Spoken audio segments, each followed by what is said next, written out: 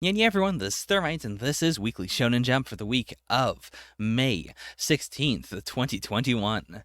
On the cover, we've got Dr. Stone. I've got problems with this cover, but I won't talk about the problems right now. I will wait until the Dr. Stone chapter so I can air my grievances. Uh, in terms of everything else here, though, I think it's okay. Like, this is a weird cover for this arc, though, because Senku and Kohaku are not a part of this. We got this, like, drone situation here that is definitely not what we're doing. I mean, maybe that'll tie into, like, this chapter, like, this week's chapter, but I don't know how. It says Dr. 10 to the power of 7, which I assume is, 10 to the power of 6 is a million, right? So that'd be, like, 10 million, which is not just, like, 10 billion% sure, right? I might be off by, like, an order of magnitude, but I'm pretty sure it's supposed to be, like, 10 million. Got the little Suika decal here. That makes sense. That fits this arc. Mahug? And then over here is Senku, but this I can only read as Mahug. It is certainly a cover, but I'm not really into it. Like, this must symbolize something about Suika, or what she's going to do, but I can't envision what. Also, this is just a very, like, young-looking Senku. Like, not a chibi Senku, and not, like, kid Senku. Like, his proportion, he just feels very weirdly gremlin-y. Like, I like it when he has tall gremlin energy, but here he has, like, tiny gremlin energy. He seems so small. And yet, we do have Kohaku in the back for scale, so it isn't like this is... this is so weird. But I will save my biggest grievance for the Dr. Stone discussion. Now, with that, let us move on into... I forgot to put up all the tabs, but that's fine, because this is the segment where I have all the time in the world to do whatever I want. And I'm probably not going to cut these out. Maybe. I am talking during it, and to be fair, I do edit by looking at where I'm not talking, and then that determines what exactly I cut and don't cut, so I'm probably not going to cut any of this. Alright, bit of a breather there. Next, we have the Elusive Samurai, Chapter 16. I did check, there's definitely no Black Clover this week. Like, Black Clover did not update. I believe it did not run and jump. Starting off with a blushy Tokiyuki. I feel like every other panel with Tokiyuki in it is a big old blush. But, like, this makes sense as a, like, you know, happy blush. Like, he's probably never been this far north, actually. So this has been okay, so it's not like 6 months since the last chapter. It is 6 months after the fall of the shogunates. The confusion around the country was in a lull, even as minor skirmishes continued. But of course, Suwa would not stay at peace forever. Okay, and Yorishige can't see the future. I wonder if we're going to get into that. Like, so far, his future sense has been more of a meta situation. It has been I, the mangaka, am going to, you know, make jokes / inferences that a character in the setting could not possibly make, and I'll do it through Yorishige. But okay, this could be interesting. Like, if we either dive into his connection with, you know, being like a god embodied on Earth, or if it is just more of a, because it is like Chapter 16 worried 1334. Also, 1334. Didn't even think about that. Like, we are actually changing the title scheme. So I wonder how long this will last as well. Like, clearly this is something that's happened to him before. So I don't think it's okay, now the training wheels are off, he won't have Future Sight anymore. It's gonna come back, but how long will it take? Will it just be this arc? Will it be this year, perhaps? Okay, so this is like a Tokiyuki's identity breakdown. So, Ogasawara Sadamune doesn't know. Ichikawa Tsukifusa also does not know. And he is an independent force, which also does explain the, you know, like, it doesn't explain it, like, I did know that, but it's nice to remind me of that. Like, he isn't necessarily underneath Sadamune. So they know him as Chojimaru.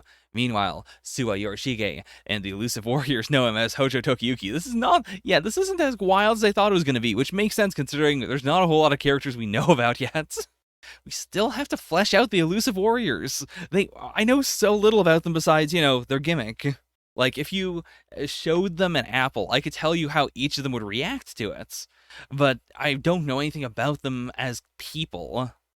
Okay, so we actually do have a breakdown here, too. Like, the people of Suwa and the Suwa sects, like, they don't know about Tokiyuki. But then just the people in Suwa Grand Shrine know. Which I guess makes sense. Like, that's where he's pretending to be Chojimaru. That means that they won't, like, you know, accidentally send him on a dangerous situation. They learn its identity as necessary. I've acquired new land, so I need new fighters such as you. Who is this? Got a little, like, scar on his nose. Like, if we're still following the senses, maybe he will be, like, the ultimate sniffer man. Okay, I'm perfect for fulfilling your command to gradually steal Sua's territory. Stealing is what I live for. Oh, is this perhaps, I forgot his name. But, Thief Boy Genba, is this Genba's dad, perhaps? Like, we know that Genba's dad supposedly died, and to be fair, I can't imagine how we would get to this situation, because, like, also, he doesn't seem to have, like, this big old splotch of blood here. Like, this could just be the design of his outfit, but I'm guessing that this is, like, it is actually a big wound he has that's, like, bleeding through his shirts. I could see it being a, like, I care so much about teaching my son the power of theft that I stole my own life and ran away.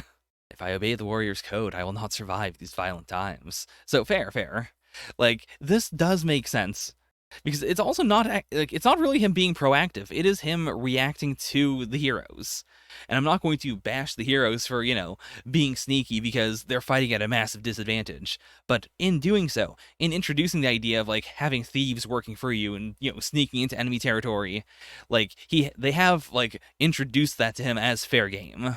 Okay, so enemy soldiers have been snooping around the northern border of Sua, but the enemy also threatens the western border, and all the scouts are over there. This sounds like a task for the elusive warriors.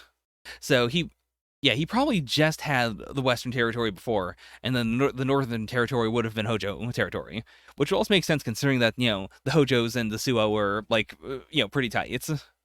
Okay, so Tokiyuki says, yeah, let's go. Let's do the thing that you would expect us to do. And, of course, he's like, don't do it. I can't see the future. I don't know this is going to work out. This is honestly a pretty cool dynamic because a lot of the series thus far has been Yorishige, like, seeming like an absolute wild card and doing, crazy things like throwing Tokiyuki into the blades of the enemy. But that's been because he knows the future. And it seems like that's actually way more of a crutch. Or it might not even be that, like, at that time he knew that Tokiyuki would dodge, but rather that because he knows the future in general, he was like, well, I'm pretty sure you're not going to die here. Whereas here, without the ability to see the future, he 100% can't tell, and therefore he's going to, like, fall back and be extra cautious. And now all the men are like, yeah, how brave of you, let the elusive warriors go, let him do it. But if he gets lost in the wilderness, his bloodline... You might eat a slug and get a parasite and die, or see a sexy woman and get excited and die of a nosebleed, or remember something embarrassing and throw yourself off a cliff. This image of Tokiyuki getting excited by seeing a sexy woman and dying of a nosebleed is so much funnier than if it was like Denji from Chainsaw Man, like someone who is a perverted character. Because that would feel like okay, that's a weird way to take it, but I can see it. I can now see in hindsight how the series has been leading up to this point. But for someone like Tokiyuki, who is, like, 8, and who has no, like, inclinations like that, like, both the image of him doing this, and then the idea that the series might end because he sees a sexy woman and dies, is extremely powerful. I'm surprised that Moritaka-sama here is going against, the will of their incarnated god. So does he not have, like, final say over all this? No, wait, you're not actually good at evasion, you're just a weirdo who gets his jollies off it! And the big blush here.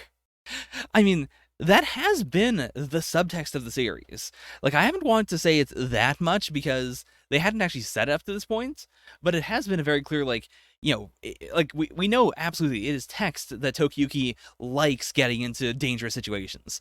Like, his blood, his heart gets thumping, his blood is flowing, it is his element.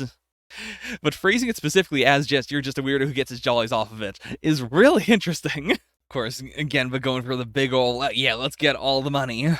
And of course, I imagine she's going to notice large amounts of rice and money, right? It's like an entire head there. Yeah, it's not even like an entire boar or anything. That's just a boar head for some reason. The money is just falling off of the carts. Also, we actually haven't really seen this, but I really do like I've always liked the aesthetic of old Japanese yen with the, like, thread through the coins. Like, that's such a cool way of carrying money. I'm sad that that's not really a thing anymore. Yorishige is watching us, and he looks worried. I see Genba is picking up the money off the ground. Ah, I see. Padded kimono means that the mangaka can draw them still wearing kimono, more or less the way that they've always been drawn, without having to, like, get coats or, like, period-appropriate cold weather gear. For Tokiyuki-sama, make sure to take this. And that's actually a cool way of letting us see, like, period-appropriate, super puffy, like, cold weather outfits, without having to actually put the characters in them. Yorishige is watching us. He's staring at us like the bored owner of a curry restaurant. How do they know this? Wait a minute, what?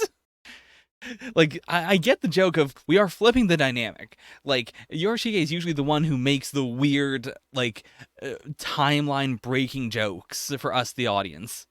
But now, this is Tokiyuki saying this, right? Because he gasps, and then we get the big loud, like, Yorishige is watching us. How does Tokiyuki know what a curry restaurant owner is like? So fixated on the bloodline. I wonder if that is a thing. Like, again, I have not looked up the history behind the story because I don't, I want to get those extra big twists in. But I wonder if his plan then is, like, his plan is definitely partially, like, I want to help the Elusive Samurai, Hojo Tokiyuki. And, like, I want your story to be a legend. But I wonder if it's also a, like, your descendants are very important, and so I need to make sure your descendants are fine. But okay, so also, like, people don't know why this is. Like, even his daughter doesn't know it's because he can't see the future. But it is very apparent that he gets into these moods. And Tokiyuki taking it in the most generous way possible. Like, yeah, I never know what he's thinking. He's always manipulating me, but he's worried about my safety. So, what are they gonna do here? Also, like, again, how does his future sight work? Like, I don't think there's actually anything in the chapter that would explain it. But, like, if he, like, why wouldn't he, when he can see the future, just write it all down? I mean, it could be that would invalidate his godliness, and therefore, like, he would lose his powers, so he shouldn't do it. But I'm surprised that, if he gets this anxious whenever it happens, that he doesn't, like, write out a journal of the next, like, 3 months or so. Oh, these two panels are really, really good. Like, Genva's still looking back there. Like, yeah, the three of them are completely unchanging. It is the two of them who presumably notice whatever's about to happen. Yeah, because it's, like, this could be a projectile being, flying towards Tokiyuki, but I think it's supposed to be, them reacting, because they also have, like, these smiles on their faces suddenly. Okay, and we have, we don't see who they are. We got some hands out here holding torches. We've got whoever this is. Was that the same design as this person? No, not really. Also, I didn't think about it. These are ants, right? I don't know if this is an ant pattern or if it's supposed to literally be ants are crawling all over him. Because that would also explain the, like, the darkening here if, like, they're bunching up here. Huh. Oh, boy. Yeah, it wasn't until, like, I was looking for what the pattern was compared to this, because this is very obviously a pattern, but this doesn't really look like a pattern. Like, also, all the pattern clothing anyone else wears in the series has a very clear, like, pattern to it. Like, someone would have taken a piece of cloth and done this over and over again before they made the outfits. But this is so chaotic. But if these were really ants, I feel like someone would have said it. Or, like, some of them would be, like, falling off of the clothing and, like, crawling on the ground. Like, to show that, yes, these are actual ants. So maybe it is just an ant pattern for some reason. Interesting chapter.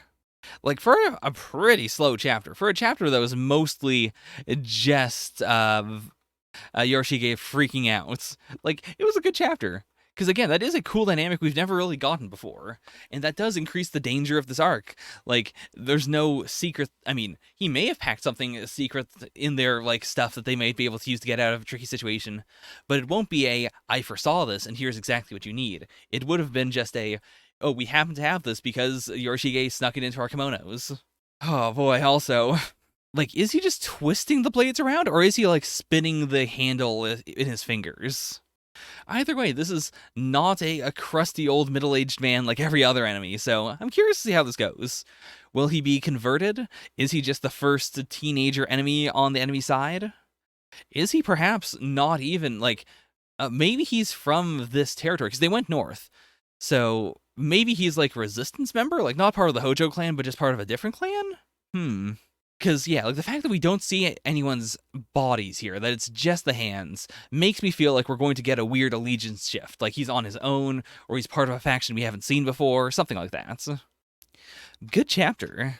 Give that a solid in the middle somewhere. And next we have Blue Box, Chapter 5. No title, of course. We have... I forgot her name. Was it Charu? She is with a boy. Number 5, What I Call Her. So is this going to be the... Oh, Chinatsu, that was right. Is it going to be the I call her Chinatsu-senpai, but he calls her Chi Baby, and I can't handle it, it's a nickname. Or alternatively, it could be the, like, oh, he calls me this weird thing in the middle of class, but what I like is you, because you call me Chinatsu-senpai, like a traditional Japanese child. And I see the coach sees potential in him. Like, he might not have the heavy levels of skill. Like, he might not be super duper talented with no, work necessary. But he's trying really hard. Like, he wants to get to nationals. And that's got to count for something, right? Oh, he looks at her. He looks away. Is she going to misread it? Okay, right. It is the, like, I don't want anyone to know. Okay, and we are doing the, specifically, contrasting his Chinatsu-senpai with Chi. He's so close to her that he calls her Chi. But I mean, we've already set up in the series that this is not a big deal. Like, he is the weird one. Oh, and it doesn't seem like he waited for her. So is this going to, get him into trouble? I'll be pissed if I fall asleep on the floor. Okay, they're laying it on pretty thick here. Like, it's pretty obvious wherever she's going with this. It's clearly not. Yeah, it's clearly not a like, oh, I love hard you situation. It'll be embarrassing if I'm wrong about this, but did you just run home? I mean, yeah, obviously he was about to pass out on the floor. I wondered if it was so that I wouldn't have to wait outside for you. It is the desire to want your action to be seen favorably or to be seen in a generous light. How do I put that? Like, it is the antithesis of the miscommunication plotline. Even though the series has a lot of miscommunication thus far, like, the one through line has been, she has always, like, whether or not he's been the one thinking about it or not, she always reads what he's doing in a generous light, and that does diffuse basically any problem. That said, I have to say once more, you cannot base an entire manga around the premise of I can draw Chinatsu.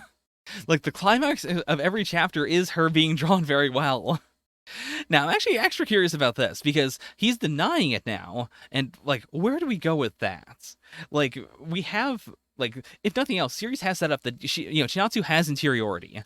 Like, she does remember things from chapter to chapter. She does think about these things. Like, she is a person. And so, how is she reading this? Like, is she taking it as a, like, oh, I guess he didn't really care at all and this was just an accident? Like, is she embarrassed about this? We don't really get followed, from that in this chapter. But okay, I can appreciate this ending of, if I let myself get hung up about every little thing, it's never gonna end. Like, I'm glad this is where he's going to at least try to nip it in the bud. I don't think he's gonna succeed, but still.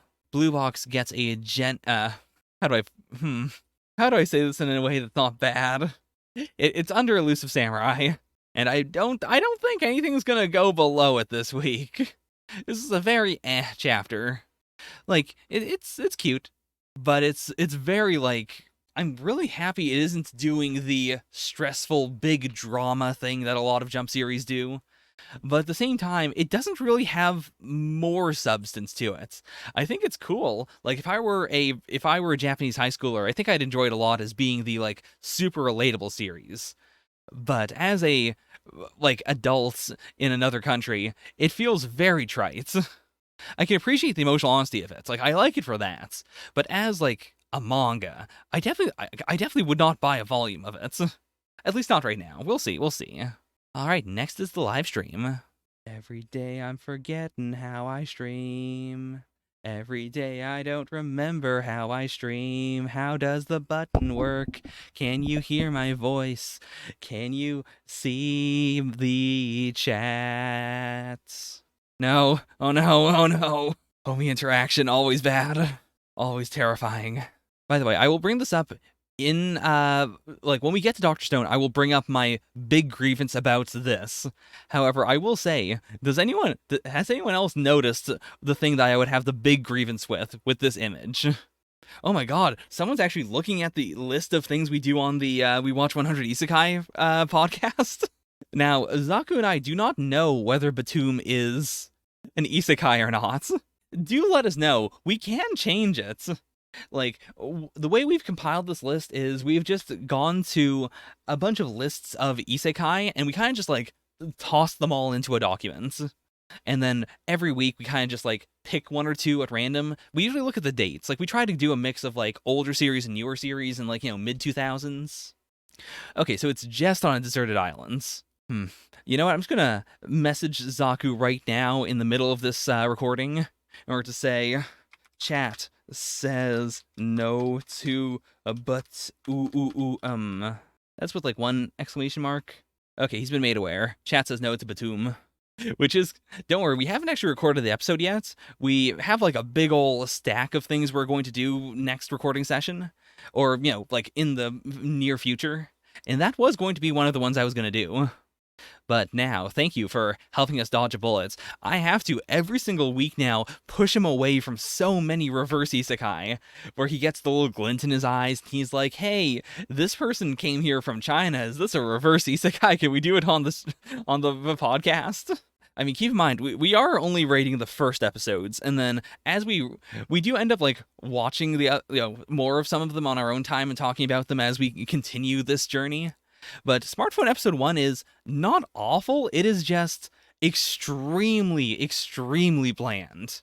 Like, it goes right from, okay, I'm dead and I don't care about it, to I'm on the ground and a weird rich man showed up out of literally nowhere to say, hey, I'm going to buy your clothing off of you and give you tons of gold so that you can buy a very similar outfit for no reason. I will pay double for your underwear.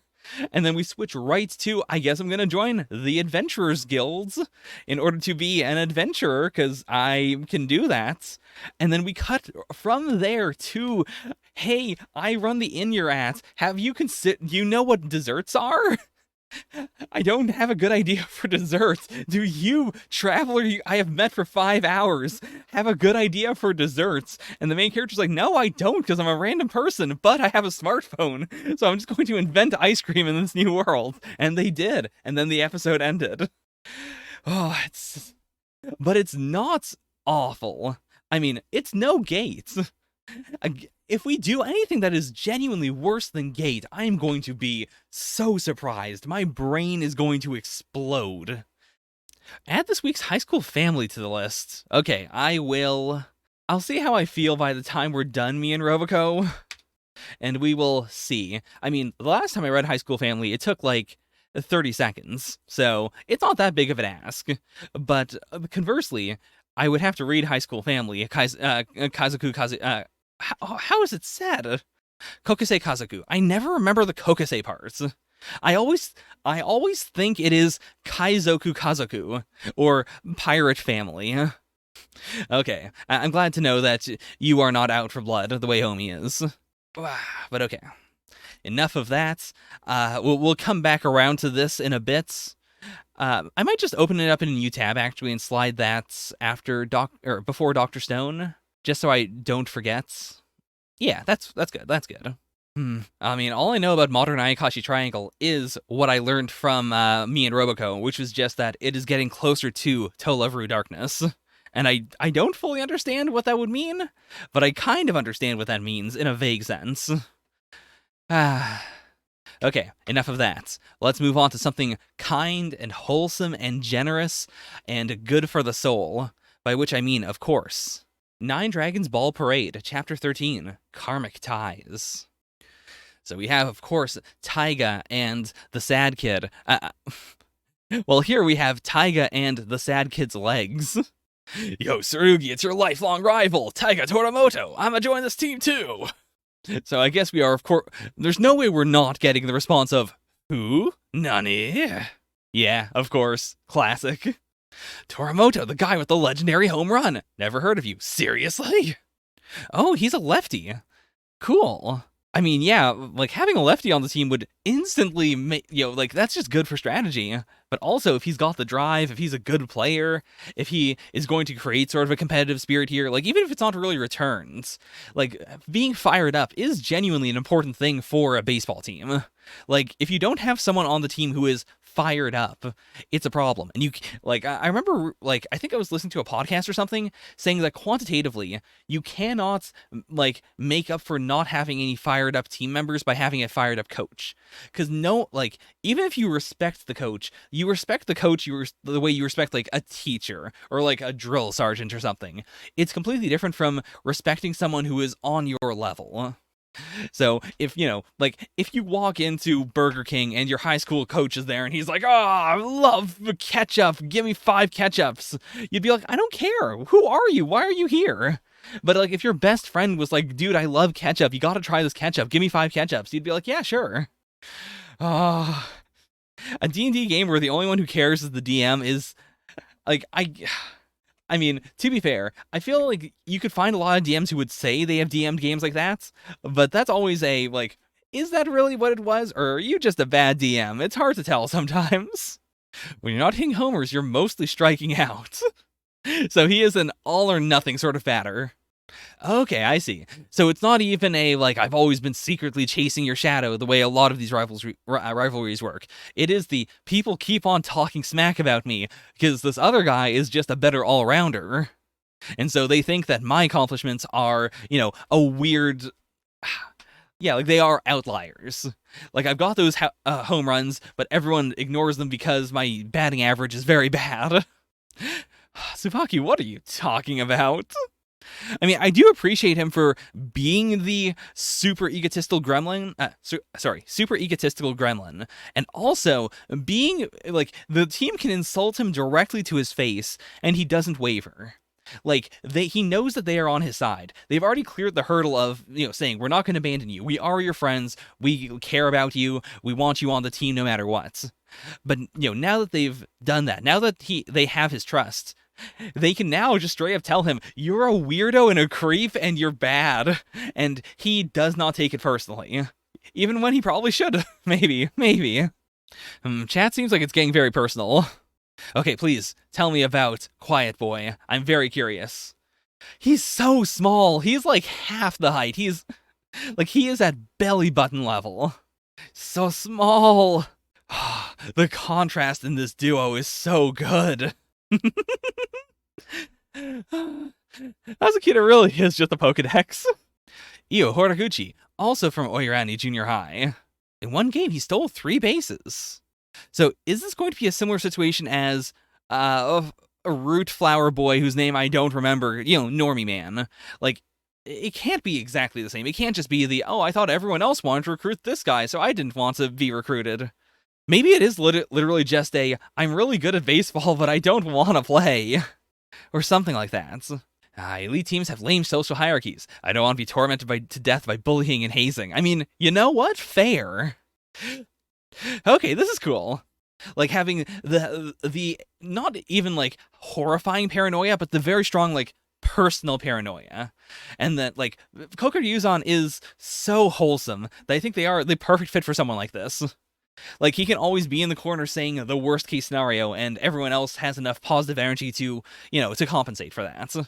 What? You said, okay, then I'll join Kokosei. You looked stoked. It's cool if there's no hierarchy. It'll be okay because you're joining too. He's got the big old blush there. He's so secretly moe. Again, really strong dynamic. Like, if we only hear positive things through Taiga saying that he said this off screen, I'd be very down with that. This is super fun. Oh, you know what? I have done this before. Like, not on a train, but on a bus, where I was like, I really want to get up and offer my seat. I mean, later on I got better at it. Nowadays, if I'm on a bus and I want to give my seat to someone, I will just stand up and give my seat to the person, or stand up, offer it, and then if they don't take it, sit back down. Well, when I was younger, I did used to do the, oh no, an old person got on the bus, I guess I'm going to leave the bus, because I don't want to say, please take my seat. I would rather just not exist. Holy moly, we are already at 8 people then. What is the final recruitment arc going to be like? Because yeah, this has been so explosive. Like, since we got Tsubaki, we have doubled the size of the team almost instantly. Oh no, Tsubaki, stop. Someone hold back the gremlin. Hold back the gremlin. I mean, to be fair, he's not going that hard. I thought what he was going to say is, you will wash my feet. You will worship me as though I were a god. Like, I thought it would sound more like he was hazing him. Whereas what he is saying is, on this team, you obey me. You don't say mean things to me. You don't pinch my ears. Which are actually all, they might be the most, like, okay things that have ever come out of this boy's mouth. Yeah, like, I was really expecting it to be a long story of, every few weeks they get one person and it's a slow build, and as they get closer and closer to the end of the season, like, it's harder and harder for them to find anyone, but I really liked how, like, explosive their growth has been. Like, they feel legendary now, or, like, they felt legendary very early on, and that has allowed them to double in size, like, instantly. Plus, like, that gives me a lot of hope that we'll have the full team assembled. We might have more people than just the 9 even. Like, the final arc could be 2 other people trying to get in and, the team having to choose which one is going to get in. Are we going to kick someone out even? Like, I think that would be a really cool dynamic for the team that is all about accepting people and all about, like, getting all the people who have never had a chance anywhere else. Like, if they had to do if they had to actually struggle for the final one with we are too popular, do we actually know if we can keep all these people? Plus, like, because the team has ballooned so quickly, that also means that there are more, like, interpersonal dynamics we haven't fully explored that could, get a little shaky. Like, even after everyone's been recruited, we could still do a, quote-unquote recruitment arc for 1 or 2 of them. That is the, like, they're on the team, but how do we fully win them over? Or how do we, solve this problem that they have in their actual life that we didn't address because they just joined the team? Oh yeah, you're right! There is a bench! I kind of forgot about, the entire dugout. Like, they do need a minimum of 9 people, but presumably they really should have more people, so actually, never mind. I didn't even consider that. But yeah, if 2 or 3 people all, like, want to join, they could just say, yeah, you're on. Sorry, my personal favorite baseball team, the Toronto Blue Jays, have been doing very well. And as a result, I haven't been watching the games, because I tend to watch more when they're doing badly, because then I'm more scared. I'm more worried about how well they'll do. But so far in the season, they've been doing pretty darn well, so I mostly just, like, walk by the TV while my dad is watching, and I say, like, hey, how's the score? And he's like, yeah, they're doing great, and I don't think about it anymore. So I kind of forgot how baseball teams work. Yeah, you're right. I mean, to be fair, we could have a do it for the ancient senpais moments. Like, we know that before the revival of the 9 Dragons, there was a really, really good, team before that, but, like, that was a while ago. We could do we are going to win this one for the super ancient senpai, and then, like, a bunch of 30-year-olds in the crowd are like, oh, I remember when I was on the 9 Dragons. Do it for the 30-year-old ghosts of your senpais, who all became middle management people and then worked themselves to death, as is the Japanese way. And again, I will never stop praising, like, the fact that she is the heart of the team, and that we get, like, a moment with her every single chapter where she feels super important.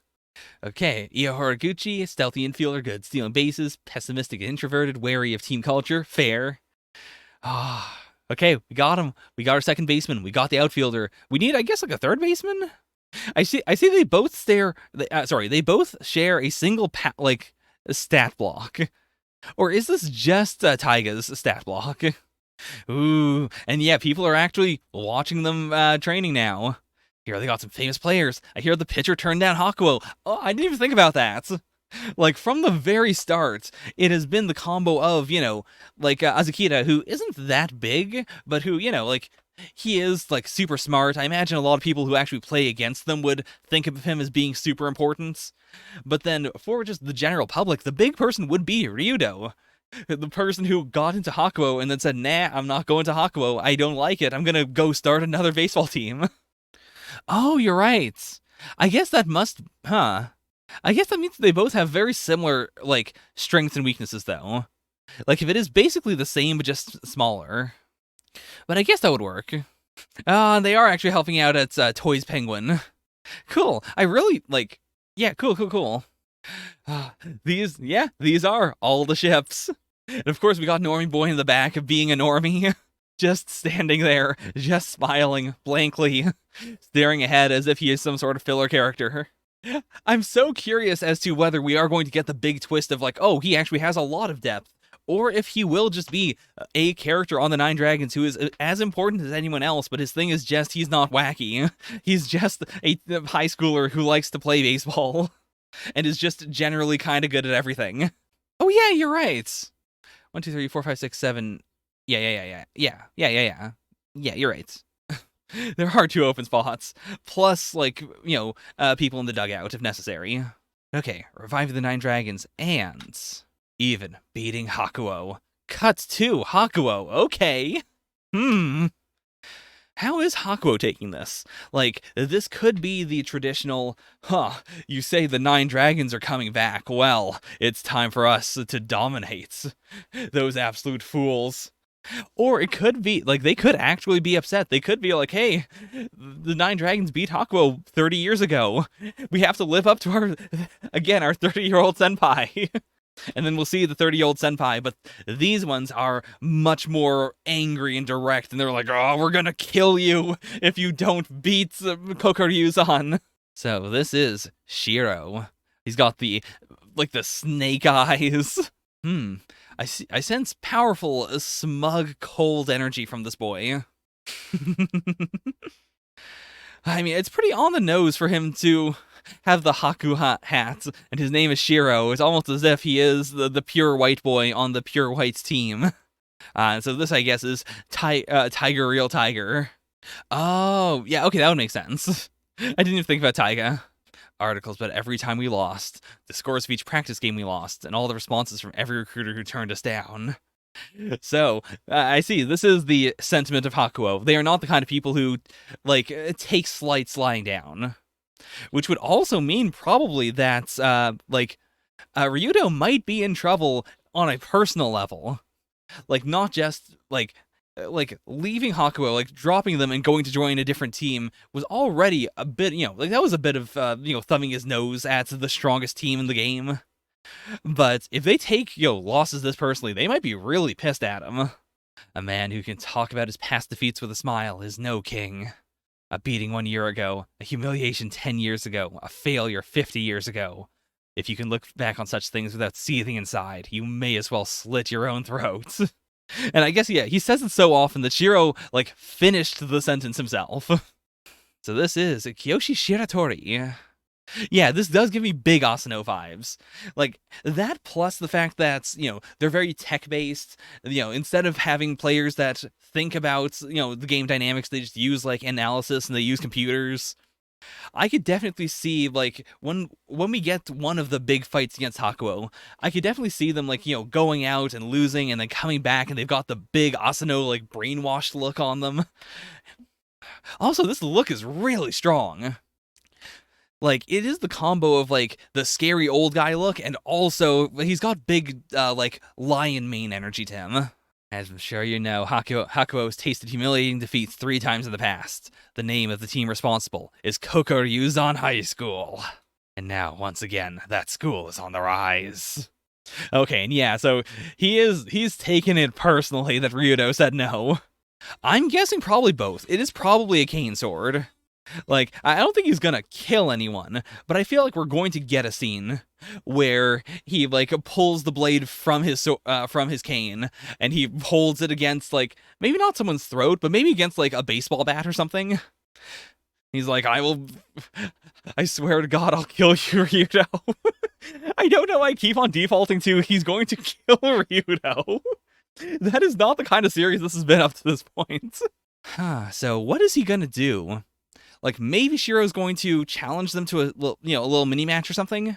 I don't think he would try to join the team. Also, wait a minute, did he karate chop the paper in half?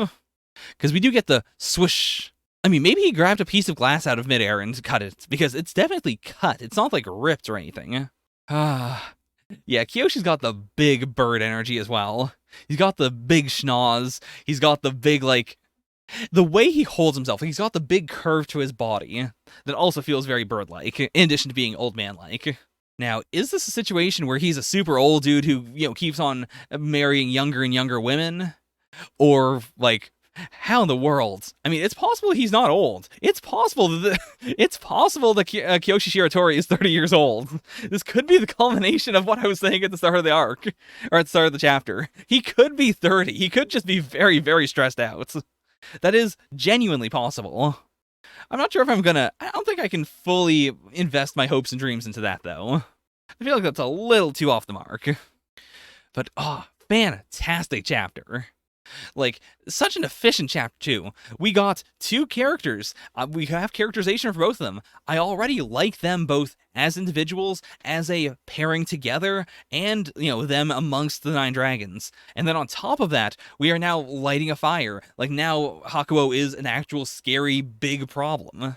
Shiro does feel like he has that Voldemort energy to him. He feels like he's not human. He feels like, he's some sort of evil lich inside of a boy body. I'm very down for it. Like, it's cool to have villains now. More so than just the general premise of, we reject Hakuo and embrace Kokuryuzan. Nine Dragons is spicing up. God, I really like it. I really like the series. It's so good. I'm gonna start talking in circles, so let's do a quick ejection. But before that, let's slap it right at the very top for now. If we get that, if that happens, I hope we get Dark Baseball around the time when Shokugeki also went bad. Like, that can be the blue arc of Nine Dragons Ball Parade. That can be the, I am part of the Dark Baseball League. We fight in the shadows. We are responsible for all the world's great wars. I play baseball using a machine gun. You read too much anime. That came out wrong. Manga. With that... Wait, really? Wait, it's Canadian. 40-year-old man get plastic surgery to pretend he's in high school. Was that 21 Jump Streets? A cartoon. I mean, there's a lot of Canadian cartoons, but what Canadian cartoon is about a 40-year-old man who got plastic surgery to pretend he was in high school? I have no guess. I genuinely can't think. Like, that brings nothing to mind. He's the part 1 antagonist. I gotta move on. I have to move on. I mean, yeah, it's probably not about that. This feels like something where I've seen the show, but I've completely forgotten about this part of it, or even that the character was, in fact, 40. Detention Air. That ran on Teletoon, didn't it? Yeah, I remember Detention Air. There's no way that was the main character, though, right? I mean, yeah, I'm not going to start a Detention Air segment, but I probably will rewatch Detention Air, because it was 53 episodes. I'm pretty sure I saw like 5 episodes. I did not follow Detention Air as a series. Yeah. You can tell because it's got the big French horny energy to it. Also, Martin Mystery, which is based on, I believe, no one ever knows this. I do not even know it. Oh boy, I really messed up this one. I did a big boo-boo. Let's see if... I see. Wikipedia gives me nothing for Martin Mystery. Okay, there we are.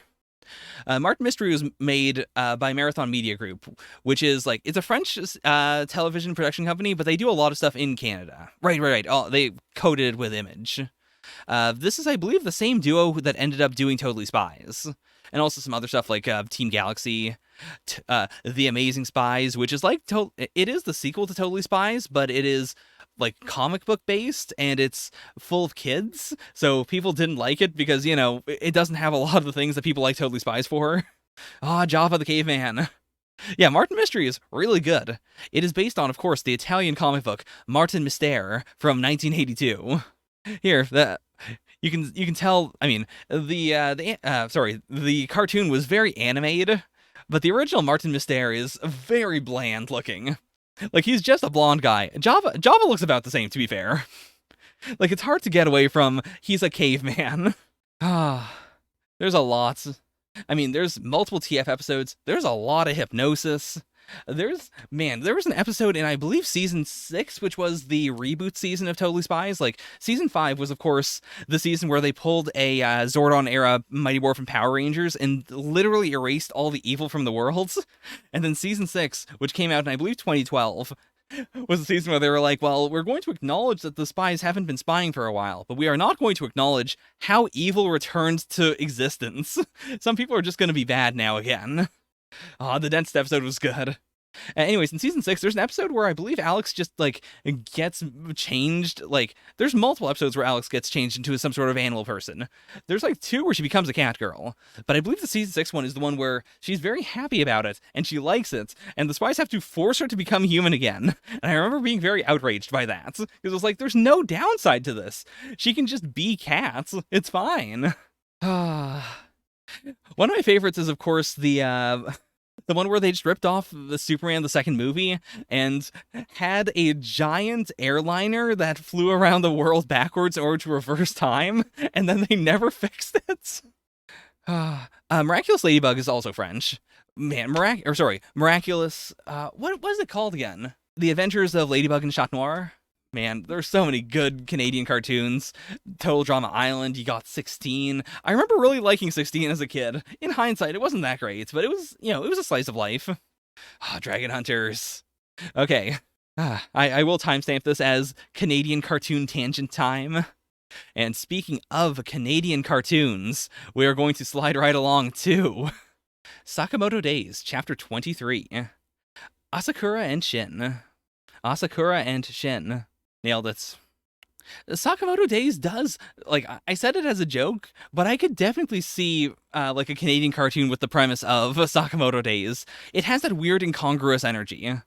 Like, there was one called, it wasn't What's With Andy. It was it Josh Squared? It was like a very normie name Squared, where the premise was just he sent his DNA to a cloning agency, and they just mailed him a clone of himself, and he had to he's kind of spent a lot of time trying to use his clone to, like, get out of schoolwork or to, like, stay home, but then they would get into shenanigans. Also, his clone was part dog, actually. Like, it was like 1% dog. This chapter might be, I mean, I already like Professor Asakura here. I already like Shin. They might be better if they were Sakura and Shannon. May, so slow on the uptick. So slow. You've been locked in a jail cell with him. You gotta imagine that he's not in charge. I mean, this could be like a Saw scenario in which he is in fact the final boss, but he is also pretending to be a captive. I could see that, yeah. Okay. So this is The Lab, a covert research institute. So 6 days, 13 hours ago, a mysterious armed group took over the facility. So this is very, very short term. This has not even been a week. So there's a reaction to Shin's name here. Do I know him? I'm the one who gave Shin his clairvoyant powers. Okay, so how did this happen? We know so little about Shin as a person. Or, like, his backstory. Shin, age 6. Asakura, age 25. Shin top left. Yeah, I get it. Okay, an old friend of mine, Ando, left the kid with me and disappeared. So is this Ando's kid? Or did they just kidnap him? He's chugging the special smoothie. So they do have a very strong, like, father-son / like, yeah, like, it's a big, like, stepdad energy here. So, did Shin just live here? Like, did he live here at the lab, or was Shirakura taking him home? That was his name, right? Asakura. Okay. What is this response? Why would he be like, no, it's not cool to be the first person to do something? Oh, that's really cool. Like, Shin did start taking this seriously. Also, I wonder if Asakura ever did do this with him. Or was this a long shot, like, hey, maybe I can make him a block with a sword while I try to shoot him? Oh, it's so cute. Already sold on him. Spending so much time on research that I'll never succeed. So, like, was he getting a grant? Like, how does the lab work? Like, someone had to be paying for this, right? Like, even if he's not getting a salary, he's still, like, well, I guess he's not really using that many resources. But I wonder if they had, like, a secondary purpose. Like, if he goes in, does something else, and then for his free time, he works on the psychic stuff. Or if he did get a grant or something to just work on psychic powers. So this is how it happened. Also, like, I was really expecting there to be a big ol', like, he's strapped down and being injected with stuff and being, like, tortured. But no, it seems like his childhood was pretty normal. And he just drank the psychic juice. Oh no. How did the lab survive after this? Like, the power of a kid combined with the, absolute inability to keep his mouth shut of a kid. Plus psychic powers. I don't know why I thought no lab could stand up to the power of a kid combined with the power of a kid. Yeah, he does have that, like, bandit. He feels a lot like someone who gets killed within the first 10 chapters of any other shonen action series. Like, he's the guy who, he's from the first chapter of One Piece. He probably got killed early on in Naruto. He was probably, I guess he wouldn't have been in Bleach. He would have been, like, one of the random Shinigami by chapter, like, 200 or so who gets killed out in the outskirts. No, he wouldn't be a Shinigami. This is the look of someone who just lives on the outskirts of Sarate. What is this thought? Was he just thinking about how he stepped in poop? Or is he just generally thinking about people stepping in poop? Huh. Let me just... Yeah, he basically is just Shinsui, actually. Yeah, you're right. I keep on forgetting how hobo Shinsui looks a lot of the time. But gradually, the other researchers started to avoid Shin. So it is the classic. I'm surprised he didn't cotton on to this earlier. Like, I feel like... I mean, it depends on how his psychic powers work. Like, if he has to actively think in. This might have been the first time where he was actively trying to listen to all of them because he was curious as to why they were avoiding him. Oh, that's really cool. That, like, he didn't say it. He was just thinking it in his head while holding Shin, and Shin immediately, got it. He was like, yeah, your research isn't stupid. Okay, and he ran away that young. Like, he was around as a kid in the lab for, like, a few months, like, or, like maybe a year or so. Like, he doesn't look that much different from when he was dropped off. Like, maybe a little smaller, but it's negligible. So he may have just been there for, like, a year, and he may have had psychic powers for, like, a few months. So how did he get into assassinations? What is the story there? How did that happen? Like, we don't need that right now. I am glad that we are getting just, like, a slice of his life. Like, the slice of his life that Asakura saw. Oh, this phase. I also appreciate that. The classic, just saying everything, assuming that the other person has context when they don't. Oh, that's so cool. Like, the hard cut from being super depressed and thinking about the past, and all the way to, like, just from context. Even if he doesn't fully understand what she's saying, like, there's enough there for him to understand, like, oh, I guess he's doing fine. I guess he's had a good life. So he could have left whenever he wanted. And this is the payoff to last chapter's, the steel is strong, but if you change the chemical composition of the steel, then it's simple to get out. He just meant, I'm gonna drizzle some acid on it. Mission priorities. Number 1, escape. Number 2, apologize. I like the idea of Tanaka just hanging around the back, crying in response to the backstory, but we don't focus on him. He's just around. He's just there. Background Tanaka is great. Yeah, this whole chapter is really good. Like, it is all just, it's basically all just Shin's backstory, but I appreciate the framing device as well. It was very smooth. It was very fast. It was, like, there was no wasted space in it, while at the same time, there was a lot of just fun and characterization and good times. Also, something I have to commend the series for is the constant imbalance of wackiness. Like, in every arc, we have some sort of a gradient, like whether it is the enemies or whether it is just, like, the main characters being a bit off-kilter. Like, Sakamoto himself has a gag that could have gone super, super dry and boring in, in a lot of other series, in a lot of other, like, versions of the same premise. But because we do constantly pair up the characters with characters that are either wacky in a different way or normal people. It constantly highlights how strange everyone is. Like, even someone like Lou, who is not that wacky. Like, of the main trio, she is the most normie. Like, in this trio, she is absolutely bonkers. Yeah, like, again, it's been a while since I've read One Punch Man, but I feel like One Punch Man is a little shaky with that. Or, Murata's One Punch Man is a little shakier with that. Because things kind of get slow, and because I feel like Murata dips too far into just straight up doing the shonen thing sometimes because it's super cool. Like, when the balance is just right, you get the big gut punch of, oh yeah, that's right, these people are extremely strange, and it feels fresh and unique again. But when it doesn't quite balance out, sometimes it gets a little dry. Boy, Sakamoto Days is fantastic. Just gonna squeeze that in. I mean, everything this week, besides Blue Box, has been really, really on fire. Like, I don't wanna... Was this better or worse than the Elusive Samurai? I'm gonna say it's a bit better, but I'm keeping Nine Dragons above it. I really, really enjoyed this chapter of Nine Dragons.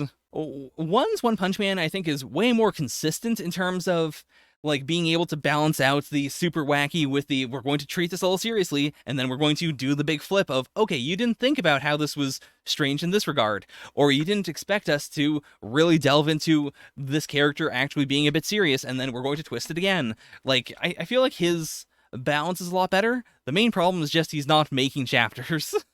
Or, you know, like, he's just not making other stuff that is not One Punch Man. Which, fair, I mean... With the, you know, between Mob Psycho 100 and One Punch Man, he doesn't really have to do anything else, but I'd really like him to, you know, try something else. You know, break free of those shackles, just do something for the sake of doing it. Anyways, that is Sakamoto Days. Next, we have Undead Unluck, Chapter 63, Who I Love So Much. My transitions have gotten a lot faster, by the way. I was recently watching some of my reactions from like a year ago, just because I was curious, like, what changed? Did I used to do anything I really liked that I've been cutting out? One thing I used to do that I think I don't really need to do, it was specifically because I was on YouTube. I would wait a lot longer between transitions because I was on a delay and I wanted to see if, like, okay, is anyone going to say anything? Should I, wait for a few more comments to trickle in? Can I, also I wanted to try and, leave a little more time in case you don't read this series or that series or whatever. But I feel like, if you really do not want to see Undead Unluck, you can hit that button, and you can look off to the side at the white part of the page if you want to. It's fine. I trust you. We're all reasonable adults here, I think. Speaking of reasonable adults, Shin dying from a giant pole in the middle of his torso. Oof. So, I mean, what are the options right here, right now? Mui could definitely have some sort of artifact that moves vitality or life force, or probably not age, because that's already a thing. But I could see something where it is like, we have to beat Feng, and then we can kill Feng in order to, heal Shen. They could also steal a game of death from Feng, and then revive Shen as a zombie. They could also... I mean, there's not a lot else. There's a giant pole in the middle of his torso. That's where the vital organs are stored. Even if you trust manga logic, even if you're like, well, we can move around where some of the vital organs are a little bit, it's fine. There's definitely some of them. Both of the lungs are definitely hit here. I'm pretty sure his spine is destroyed. There's some important stuff in there. And Andy going in. So I'm assuming that Andy's going to just, fight him one-on-one, but we're probably not going to see a lot of that. I feel like he's just holding off things so that we can have the big emotional scene with the girls and Shen. You don't need all of them, but within a short period of time, you need to breathe. You need the oxygen. You need your stomach acid to not be spilling into your, torso cavity and dissolving all of your other organs. There's problems. There's problems. Okay, cool. So it is he is shooting that bone out of his, unbroken arm. Or, I assume he's doing damage and then, rapidly regenerating the bone behind it to shoot that bone forward. Now, what is that? Did Feng shoot part of his toe? Wait a minute. 1, 2, 3, 4, 5, 6. Oh, no. Okay, never mind. I think he blocked a finger bullet. Yeah, he caught the bullet in his toes. Oh, that wasn't even a finger bullet. That was Fuko. Despair makes people stronger. I didn't read that panel right below it. But okay, so we're leaving Mui and Shen together. And it doesn't seem giving time for grievance. I feel like Mui, if she had a magic, I'm gonna do a big resurrect artifact, she would have already pulled it out. So I don't think that's gonna happen. I mean, Real Bullet is so not useful most of the time in Undead Unluck. It's hard to remember they exist. Strong response. Are you an illusion? Maybe. I don't know. Oh, so I feel like he is passing on to the afterlife. Also, because we do know God canonically exists, it is completely possible that this is God screwing around. Like, this could be there's really an afterlife, and God is opening up a little portal and taking Mei from heaven and putting her here in order to distract Shen, so he can't use his martial arts skills in order to close up his wounds. Okay, I hope we get the last bit of context, because the way I understand it right now, he did teach her, like, that move, the move whose name I don't remember, but we both know it. We all know it. She learned the move. It seems like Feng made them fight to the death. She got knocked off, he grabbed her, and then he used Untruth in order to make her let go. Which I'm assuming, like, if that happens, then I'm assuming he didn't really mean to do it. Is there anything else to it? Oh, you're the one always protecting me. I figured with that, you wouldn't have to live your life solely for me anymore.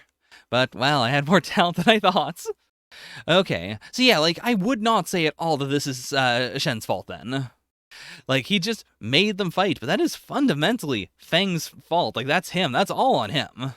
Okay, so Feng kicked her off. It wasn't like Shen, accidentally punched her off of the thing.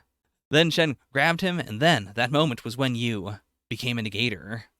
Which, I mean, I'm still kind of on the anti-God train. We know that God does intentionally, like, time these things, or can intentionally time these things. This feels like a very deliberate move. Like, in this precise moment, he became Untruth. Like, in this moment, he got an ability that would cause her to let go. Or an ability that plays on the fact that they both have very strong, clear, like, no tricks, they are both perfectly honest with each other in this moment. Shen wants her to hang on. She wants to hang on. Yeah. I wonder if, I mean, it feels like Feng and God might have very similar perspectives. Because that would fundamentally be the same thing, right? Like, the negators and, like, this whole system around them exists so that, they can challenge God. And God allows that, and he lets them fight back, but also he does things in order to sabotage them. I wonder if this is supposed to be the, like, he is trying to make them as strong as possible, but in order to do that, he needs to plant, like, the seeds of pain in them. Like, he has to make them hurt so that they get stronger. In the same way that Feng wants to, kill people in front of the people he fights in order to make them, fight him at full power. Yeah. I'm 100% on board there. Like, I feel like that is 100% what the case is going to be. Like, we might get the twist of, or we might have someone bring up, like, is this an actual, like, is it malicious or is it just random? Who knows? And I think we will eventually get the direct statement of, yes, this is intentional. God really did, do it in order to make them suffer, or in order to make them stronger, or, anything in that banner.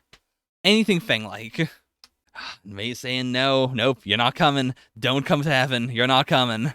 This is so cool because this also is, like, this is a direct statement of, if Shen spends the rest of his life protecting Mui, it is absolutely not a betrayal of what Mei would have wanted. Because we know now what Mei would have wanted. We know what she actively still wants, which is, well, let's see what her, response is. But I think it's pretty obvious, right? Right, because of that, you walked paths similar to Feng's. Fighting, getting hurt, fighting, getting hurt. Can we... Like, that's obviously Jui's. I don't know if these two line up with anything we've already seen. Like, I think it's a pretty clear, Feng beat the crap out of him. Shen wandered away from there, fought a bunch of people, eventually ended up fighting Jui's and was beaten by her. And that's when you met her. Oh yeah, I can see the big victor here. What was this situation? Did he beat up a tiny little child because he was like, you need to be strong? A brother and sister, their parents killed by... Oh, right. Yeah, if he had already met Juiz here, Juiz would have already recruited him into the Union. Oh yeah, he even has the Union tag now on his shirts. What? Didn't even notice until right now. But little by little, bit by bit, step by step, she helped to heal your hearts. Ah, that's so cool. Say, do you like Mui? What's it like to be in love? That feel when your little sister is the most annoying little sister, even in death. She comes back from death itself in order to, get into your love life and ask questions you don't want to ask. Okay, so he's not already dead. And I mean, again, she's dead, so I feel like she's kind of the authority figure here. You need to live and be happy for yourself and for me, just like you always wished for my happiness. I'm wishing for yours too. So, what else could it be? What is the way? Okay, keep being kind and cool. Keep being the big brother who I love so much. Yeah, Long Pigtails Mui is so good.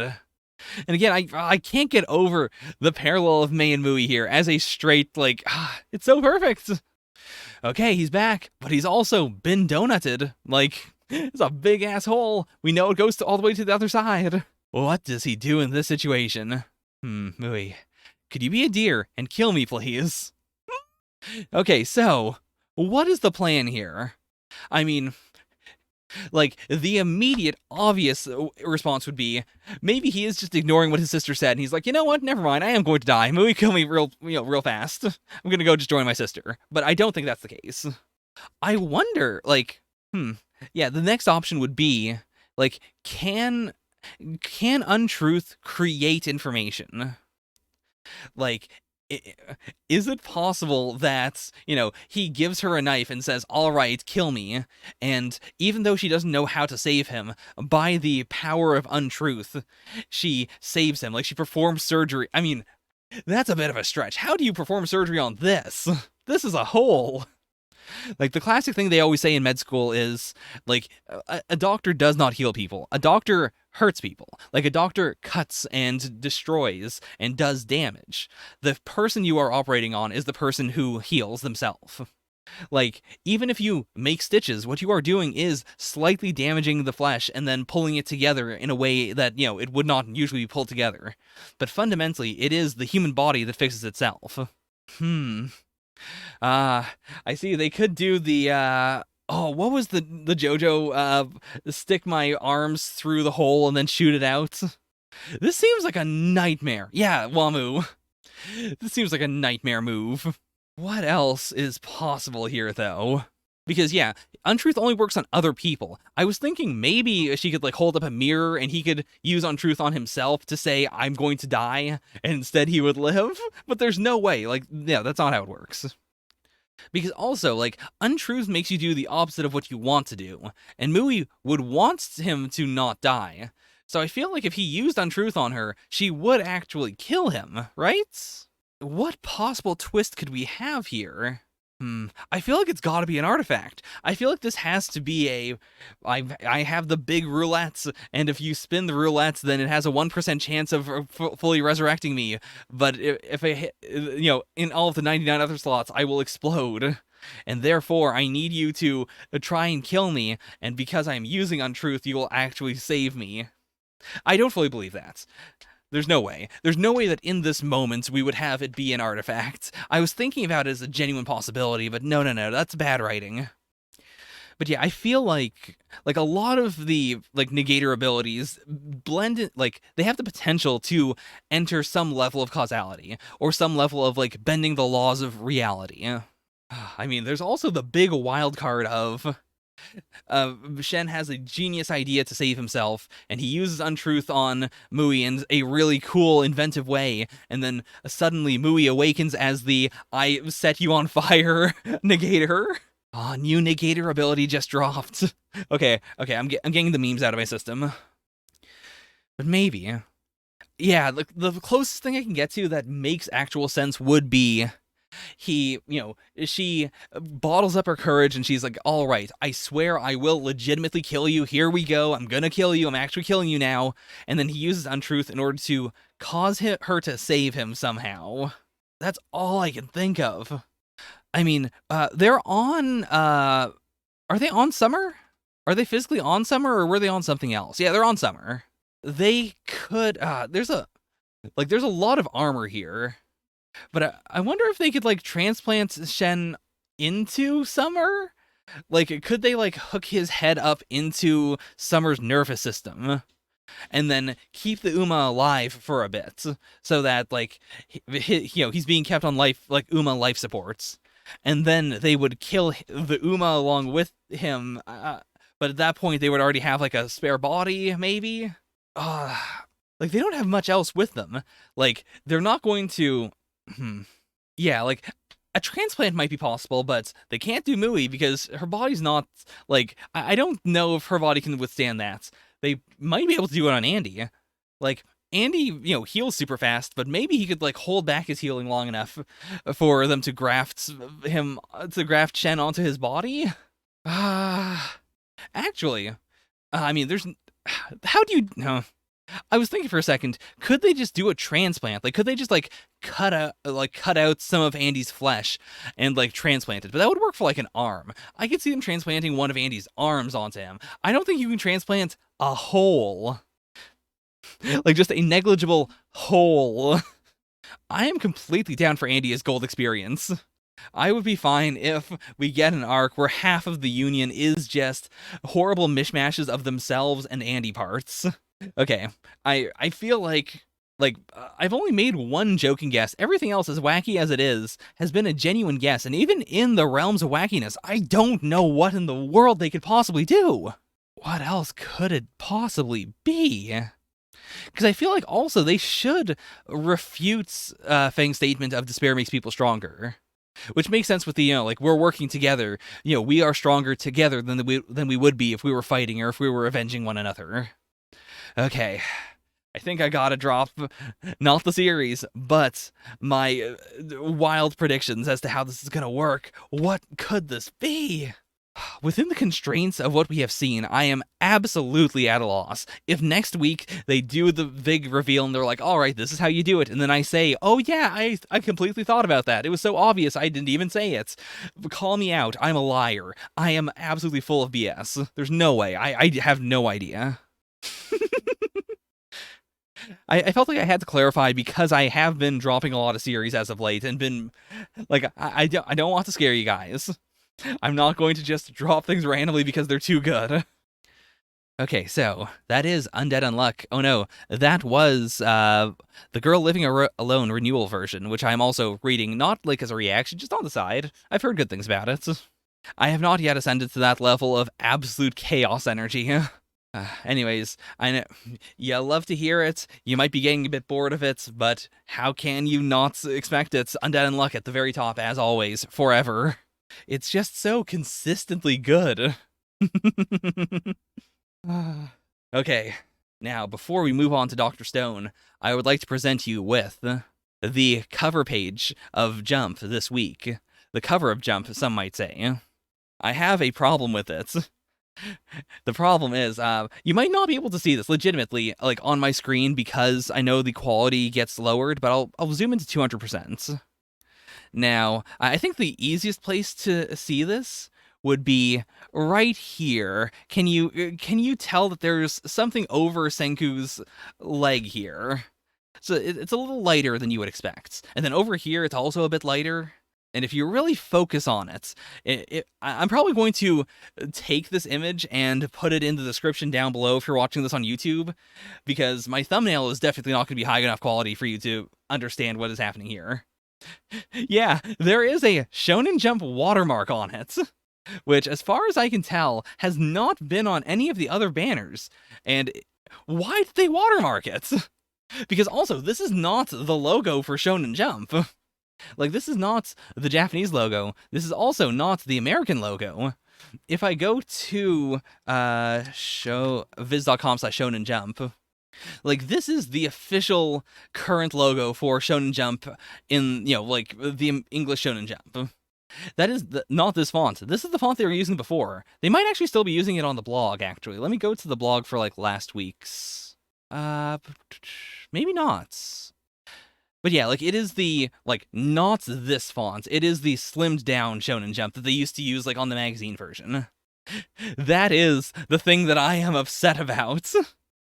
Also, yes, that also did annoy me that this is, Dr. 10 to the power of 7, which is just 10 million and not 10 billion, as in 10 billion%. Suika, I'm willing to accept that because, it is a romanization. The K and the C could, they are interchangeable. Also, in general, I don't like the Senku. I don't like weird, small gremlin Senku. I'm 1% scared. I'm going to say this because if it happens in the chapter, I don't want... I want you to know I really thought it. But there's no way.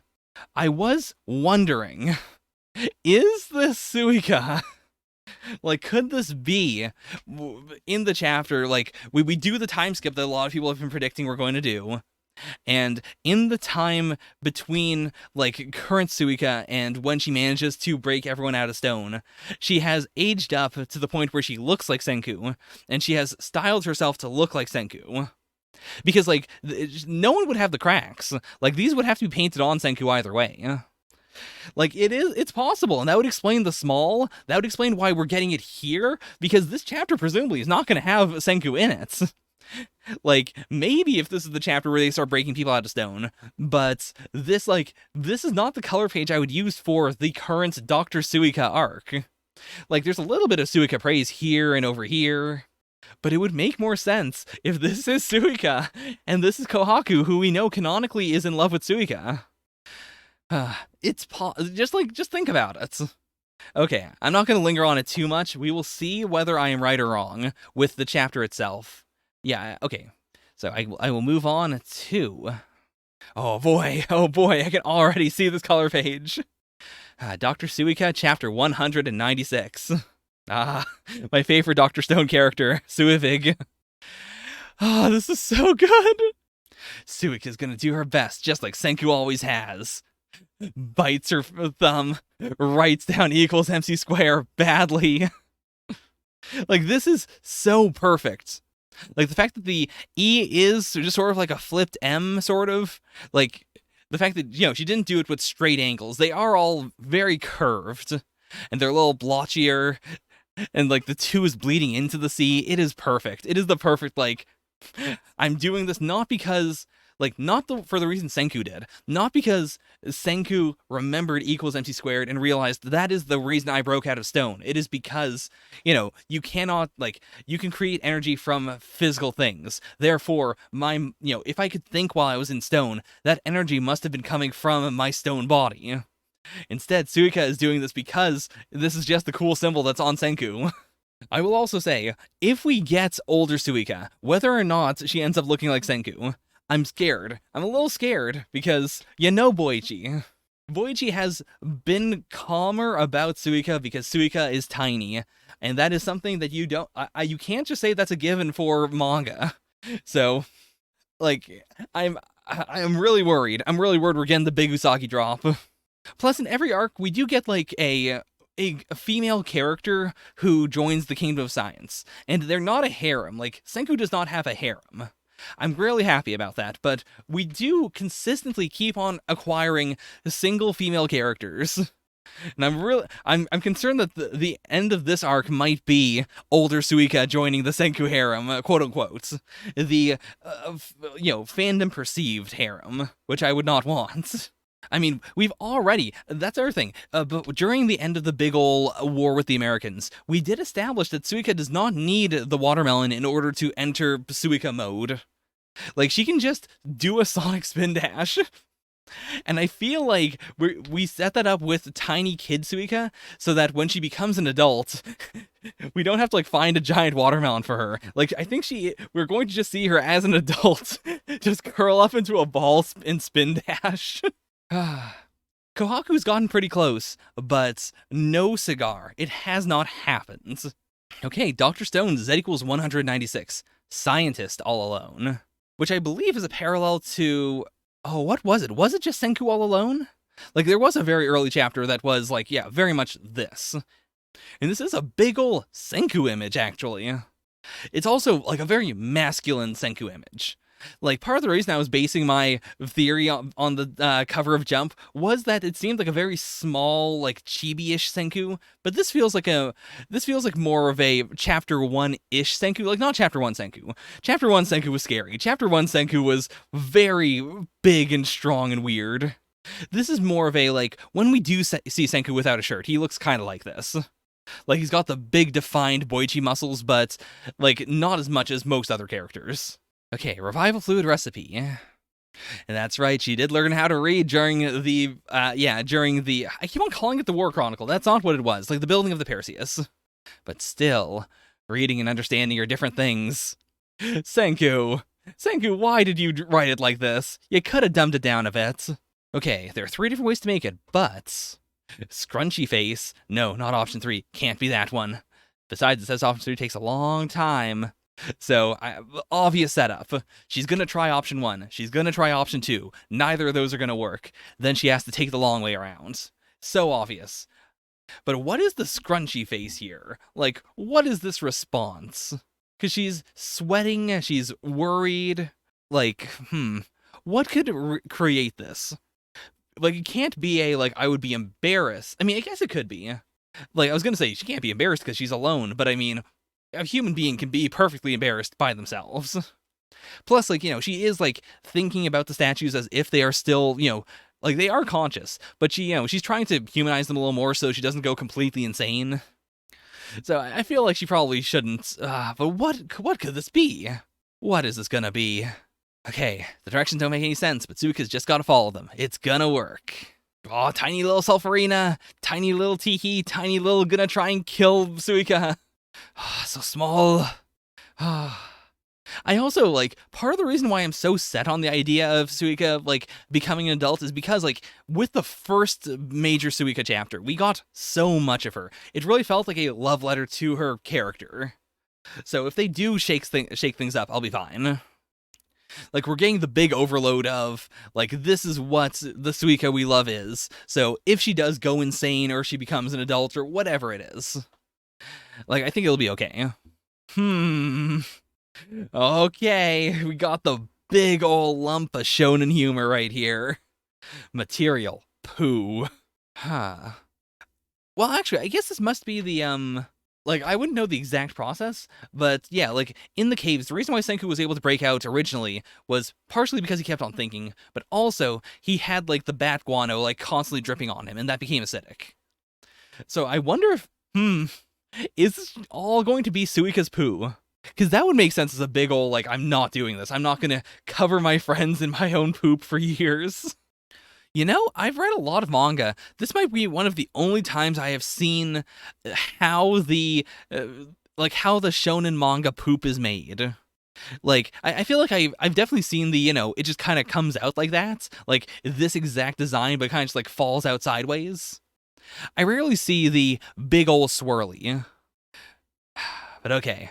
I mean, at least it's not Suika's own. At least it's just random South American animals. What other poop is there? Suika's? Oh boy. Suika, you can't spin dash away from your responsibilities. Go back and poop on Senku. Okay, this works a bit better, actually. So, big ol' lump of guano. Which also, like, it's better than if she'd just found a cave, like, if she'd been doing the exact same thing. And, like, it is gross, but it's not as gross as other poops. Like, I don't know what's happening. I don't know who's feeding the birds right now, but right now, outside, like, the birds are absolutely going hog wild. I have to wash my vehicle, like, every other week now. And, like, it's not as gross. Like, it's gross because you know what it is. But in terms of the actual look, it's not as bad as like, this. Yeah, the Canadian goose has come back from its summer or its winter home in Florida, and it's back, and they're all over the place. But they're not actually here. Like, I've seen many Canadian geese at the park and, like, going out for a bit, but I haven't actually seen any around my house particularly. So I feel like it's probably, like, more swallows and pigeons and stuff doing that right now. Listen, the Thermite versus Bird saga is every year. Okay, mix poop with the ashes of burnt vegetation and bury the mixture for a year. That's not too bad, like, just a year. But then again, like each bit of nitric acid, like, even after she has the nitric acid, she has to get a very specific concentration. Like, the way it seemed Senku did it, like, it isn't even a just make the strongest acid you can and splash it on. Like, it seems like it needs to be within a very specific, like, field of, strength. I mean, we kinda... I'll say for the geese, we kind of brought this upon ourselves because the Canadian goose is our national animal, and therefore we can't hurt them as much as we want to, and therefore they get very smug because they understand that I can't hurt them, and therefore they want to piss me off. Oh, Sukic just draw one of those things the same way Senku and Chrome always do. It's on a giant leaf too. That's so cool. Like, again, that gives it, the fact that it's on a leaf and she's using, like, a burning stick in order to do it is, like, again, it's such a different aesthetic than any of the other roadmaps. Oh, I didn't even notice the angry fire. The fire looks a lot like Stray Cat from Part 4. Got the straw, got the shells, you make the fire, you put the water on it, you get the poop, that makes all the nitric acid lump. Then you get the sake, you turn the sake into alcohol. There's a little smaller Stray Cat fire down there. Then Selfrina slips in, you got the revival fluid. You get the Sakuga, you make season 3 of Dr. Stone. Ah, she's going, she's doing it, she's making everything. But yeah, like, it sucks that, yeah, even after a full year, it's not a guarantee that she's going to be able to crack them out. Like, then she will have the capacity to crack them out. But it's possible. Like, I feel like it's only going to be a year or two. I don't think we're going to get as much of a time skip as I was expecting. I really thought she was going to be, like, one of the oldest members of the Kingdom of Science. Like, in order to create the hard contrast. I was definitely sure she was going to be, like, older than Senku. But if it's only a year, like, I feel like she might... I mean, it depends on how cruel Inagaki-sensei and Boichi want to be. I feel like it's going to be like a year or two. I feel like we're going to get, year 1, it's a failure. Year 2, she manages to just break out Senku. And then from that point on, they, like, start breaking out more and more people. Like, Senku has to be the first one, A, because if you break him out, then he can, help speed up the process a lot more. And B, if you break, like, he's on the cover of this page, or, like, he's on the color page of this chapter. He's on the cover of Jump. It's gotta be him.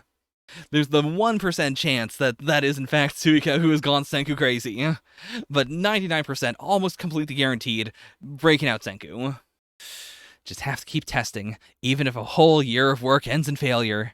Over and over and over again. Oh, and I'm glad we didn't, like, focus too hard on this one. Like, I assume this is the big sad, like, this is the first year didn't work out. Oh, okay, what's next? 7, 8, 9. Senku is still counting down, or counting up, I should say. Off the top of my head, I can't even imagine how long this is. Okay, splash, splash, splash, breaky out. Here we go. How long has it been? Oh no. Senku, okay, so, Suika, she's gotten a little sparkly. She's gotten a little of the Sparkly Sisters design, but not too much. Like, looking at the full design, I think I'm okay. I think I'm okay with this design. Can't tell off the bat how old she is, though. Sorry to make you wait so long. You might not even recognize me anymore. And she did say me. Like, I feel like they've definitely been hammering home the fact that, Suika refers to herself as Suika. But it's been long enough that she has, like, in the absence of, like, any other culture, she has chosen to change the way in which she speaks. Heh, you sure made yourself useful, Suika. He remembers. Oh! And so, the cloak he has on is, like, yeah, like, his old outfit must have completely been destroyed, and, like, she remade it. Because that equals MC squared and this equals MC squared are both her equals MC squared. Like, with the, like, she's clearly drawing a C and then putting a dash in the middle of the C instead of the hard-lined E's. Yeah, that too. Like, it's been so long since she's talked to someone. It's only been 7 years, huh? You worked quick. And that is the perfect thing he could have said to her. Like, after all this time, she's clearly been internalizing this idea of her having failed. And, oh my god, 7 years! Like, how old was she before? She may have been 7 at the time. I mean, she's super, super tiny, but I don't think her tininess, like, is realistic. I feel like she was probably a bit older than expected. Was she 11? Yeah, she was 11. Okay, so now she would be 18. Oh no, this is Boichi's Bankai! Right.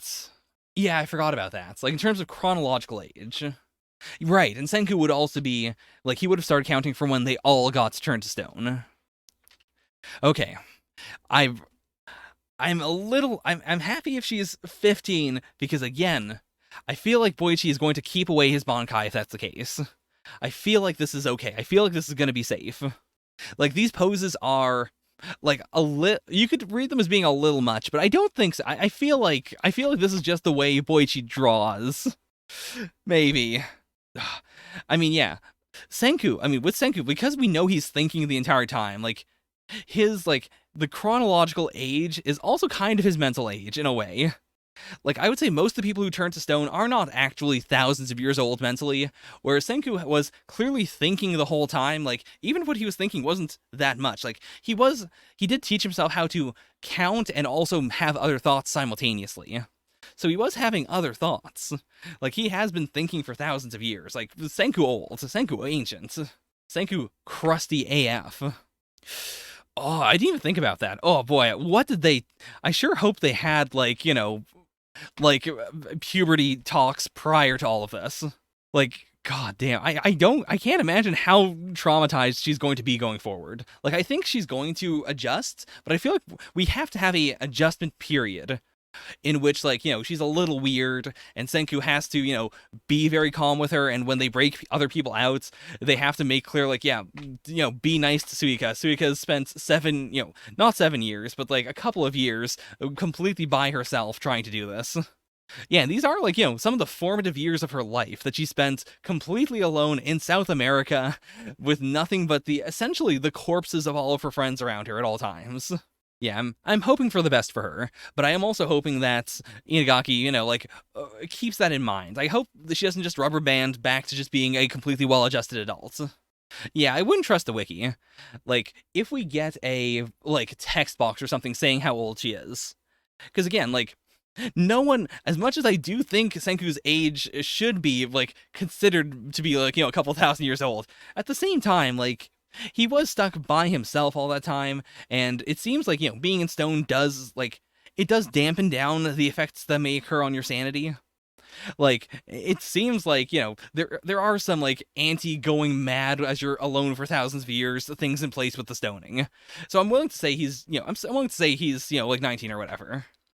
Senku would have to be talking about how long he was stoned, because we do know, absolutely 100%, he can't tell anything about what's happening outside of him. And we know the first time it happened, he started counting immediately. So I feel like we should expect that he started counting the seconds as soon as the blast hit him. Which would mean that he's been counting, the time that is in his head it's been 7 years. So yeah, this should be like a 15-ish Suika. Also, seeing a few more shots of her, I was afraid with this shot that she looked more like the Sparkly Sisters, like the very alien Boichi look. But I think this is normal. I think this is a sane, version of how she would have aged. Oh boy, I see a cursed page here. Let me just pull this out. What does this mean? In the context of the series, how would this have happened? What would this mean? I mean, Suika might be getting glasses. Alternatively, well, she could just go back to the big helmets. I mean, the way I see it, we could have small helmets, and, she would look like same proportions as, Ginro when, Kinro. When Kinro was wearing the helmets during the fight against Magma. Number 2, actual glasses, perfectly possible. Number 3, giant watermelon. They could just put her in a giant watermelon, and she could be like, what's her name? Tatiana from Undead Unluck. Where, when people look at her, they just see a giant watermelon. Okay, 7.5 years. I cannot imagine, without spoiling Fire Punch, I would say if I existed in the apocalypse and the only fiction I had to read was Fire Punch, I don't know if I'd be able to make it. Not that it's a bad series, it's a very, very good manga, but just, the tone of it and the way things play out, it would really upset me in the apocalypse. To be fair, they could also, just make some sort of visor. If she's gotten used to having the helmet here and, just, looking down or, pushing it up in order to see, they could make some sort of, Geordi from Star Trek The Next Generation visor for her. I mean, we don't know that. She's been making clothing for everyone, so it's possible that she's been, making new shoes.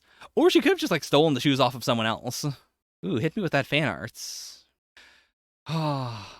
Yeah, I didn't say it, but I really do like how the leaves that have been, a trademark of her helmet are now, just her ahoge here. I like the messy hair. I hope that, I'm sure she's gonna comb it and it'll look a little smoother. I think she'll probably have a similar look to the way she was before. She'll probably have more of a bowl cut. Yeah, I would like a bowl cut, actually. I was gonna say, she looks good with long hair, but I think it doesn't really fit her. And if we're going to see more of her without the helmet on, I would like it if they still tried to maintain the, curve of her head. by giving her the like the big old bowl cuts. Or bowl cut plus a Hoge is actually such a weird combination. Because, like, with long hair, that makes you go, like, okay, I guess that's just the way the hair's going. But if she had a bowl cut, that would imply then that they had to specifically leave her Hoge and let it be extra long.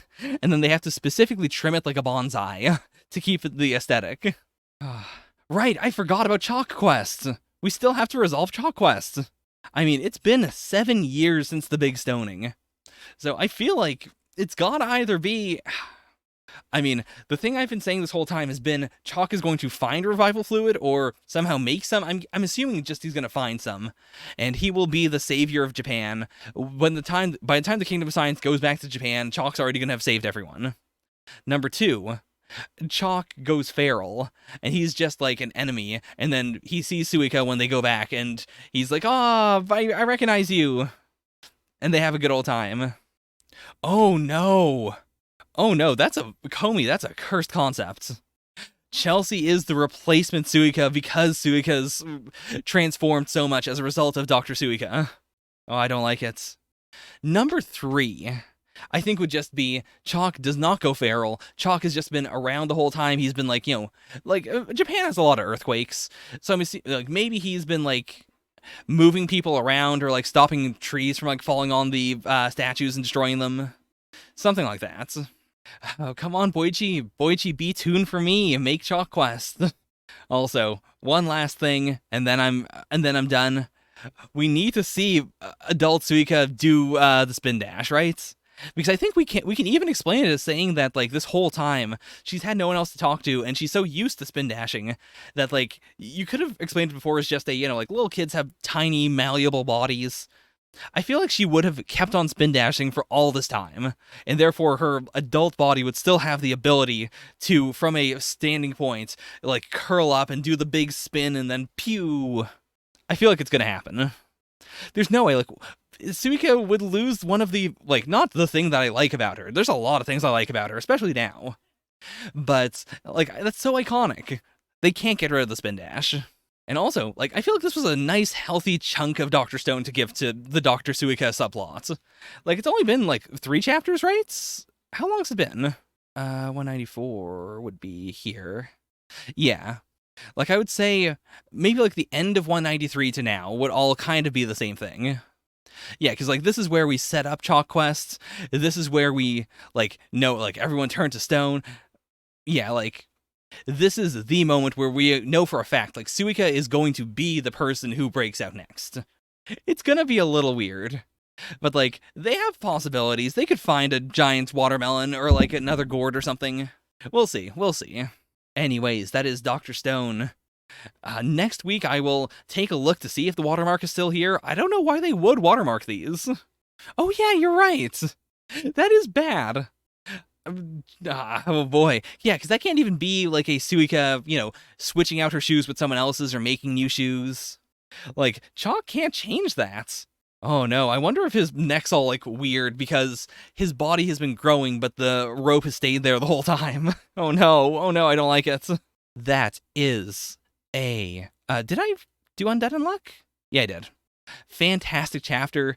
This is also, like, it is indicative, like, it indicates the entire arc. Like, I am kind of, it is influenced by how good the whole thing was. It was short, but it was great. Dr. Stone, does it... I'm gonna put it above Undead Unluck. Like, such an iconic few chapters. Such a good final, like, chapter of, the Suika all alone, Dr. Suika, like, meta plots. Oh no, that's right, I did want to drop it. You can't gaslight me, I'm gonna actually believe it. You know how chaotic I am. I can't tell. I don't know what I wanted to do. Dr. Stone, fantastic. Now, before I can be gaslit further, we gotta move on. We gotta slip away. It is time for My Hero Academia, chapter 312. So, yeah, they can't steal all for one, and with Doc Rocky out of the picture, they can't preserve fresh quirk factors. So, yeah, they can't just, like, go grab a jar of fresh quirk. And yeah, actually, I didn't even think about that. Like, there was the possibility that they could have just pulled out the plus alpha factor in Deku's brain or wherever it is and just stuck it in a jar and said, all right, gonna put this in Shigaraki when you're more mad. We are going to get you addicted to Shonen Jump, and then we are going to make you read it for a year, and the hatred that boils up inside of you as you see every series you like get canceled is going to drive you to the point at which you can absorb one for all. Every time. That's tolerant for most of the escaped convicts, except for one woman who's fresh out of Tartarus. So, okay, so she wasn't like a guard. She was like an inmate. Hunting her down is one of my top priorities, but if she's the one who comes for you, drop everything and run. Number 312, Hired Gun. Okay, so last chapter I said at the very end, this probably isn't Deku actually being correct. This is probably Deku, like, misreading the situation. But no, it seems like she might be a hired gun then.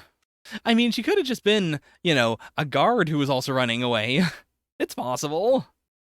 Ammunition made out of pink and dark blue fibers. My headcanon of her hair being red and yellow is completely destroyed.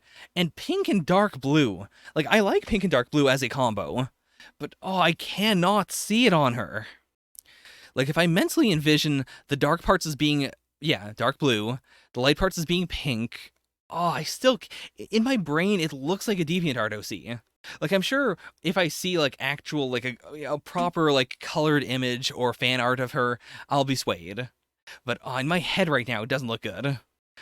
You know, the Tartarus could have had the guards wear the same thing as the prisoners.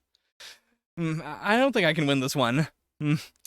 I think I might have just been wrong. Okay, so her name is Lady Nagant. What is that a pun on, if anything?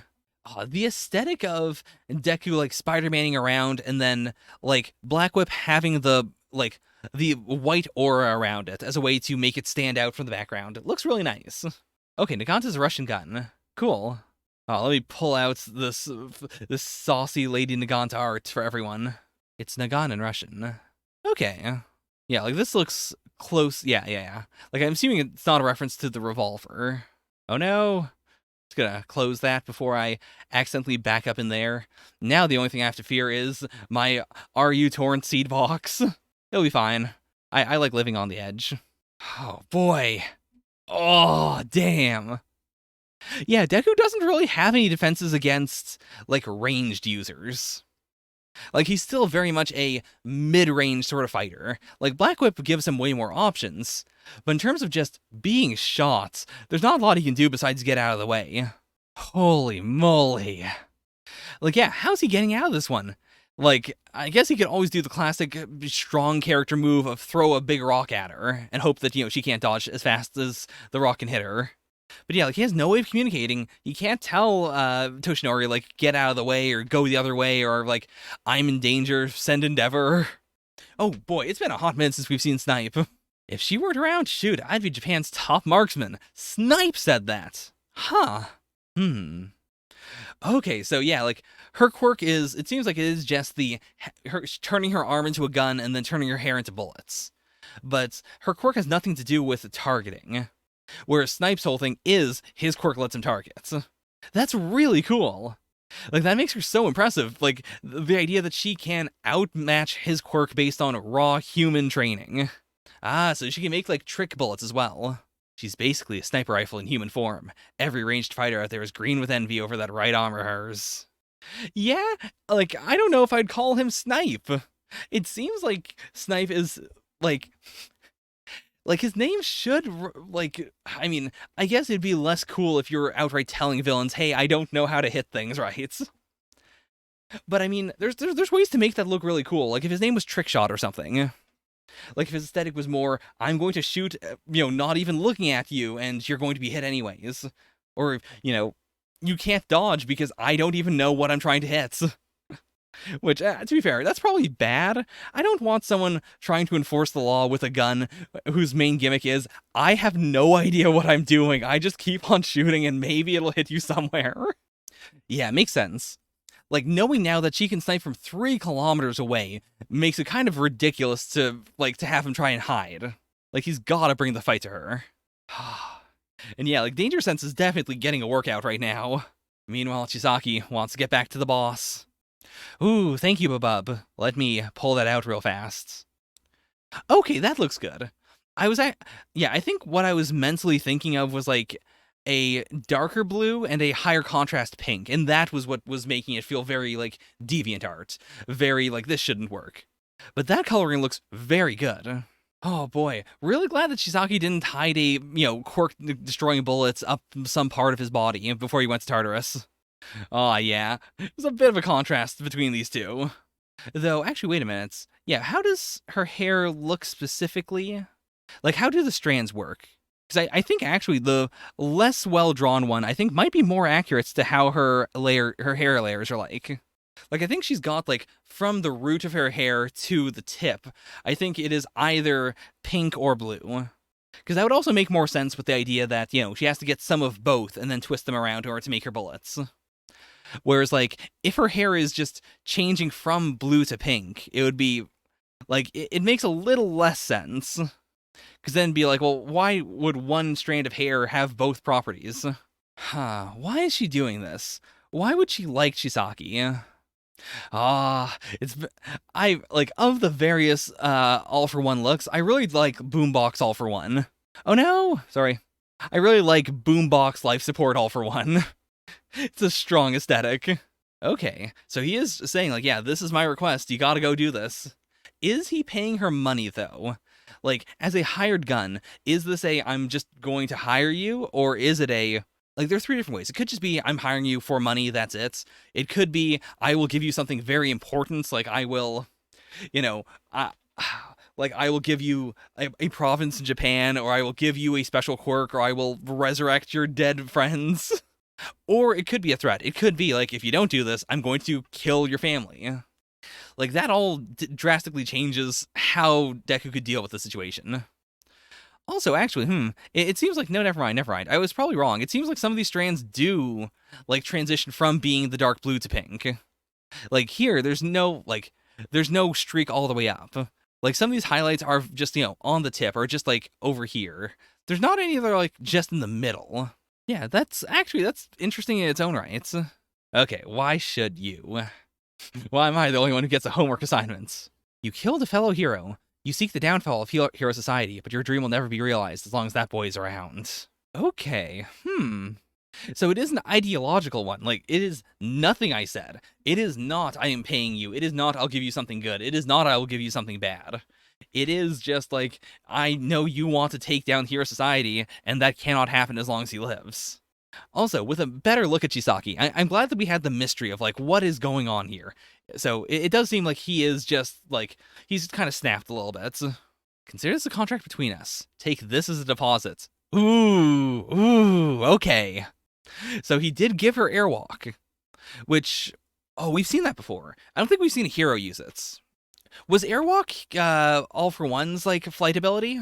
Because yeah, like it's not float, it's not yeah, okay, cool. Which also makes sense as a like, this is from my secret stash. Like I mean, he probably has backups, but I'm assuming that, if he was using Airwalk against All Might, that's probably his best like air mobility quirk. And that makes sense as a like, I do genuinely think you're going to be able to kill the boy, so I want to give you the best possible odds. I wonder if he gave anything to Chisaki. Like, we know that...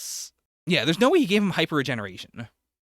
We know that, like, the reason why All For One looks the way he does right now is because none of his quirks, including hyper regeneration, can change you back to the way you once were. Like, once you have healed, you stay like that. So, theoretically, he wouldn't have he can't give Chisaki a healing ability that would, like, cause him to heal back his arms.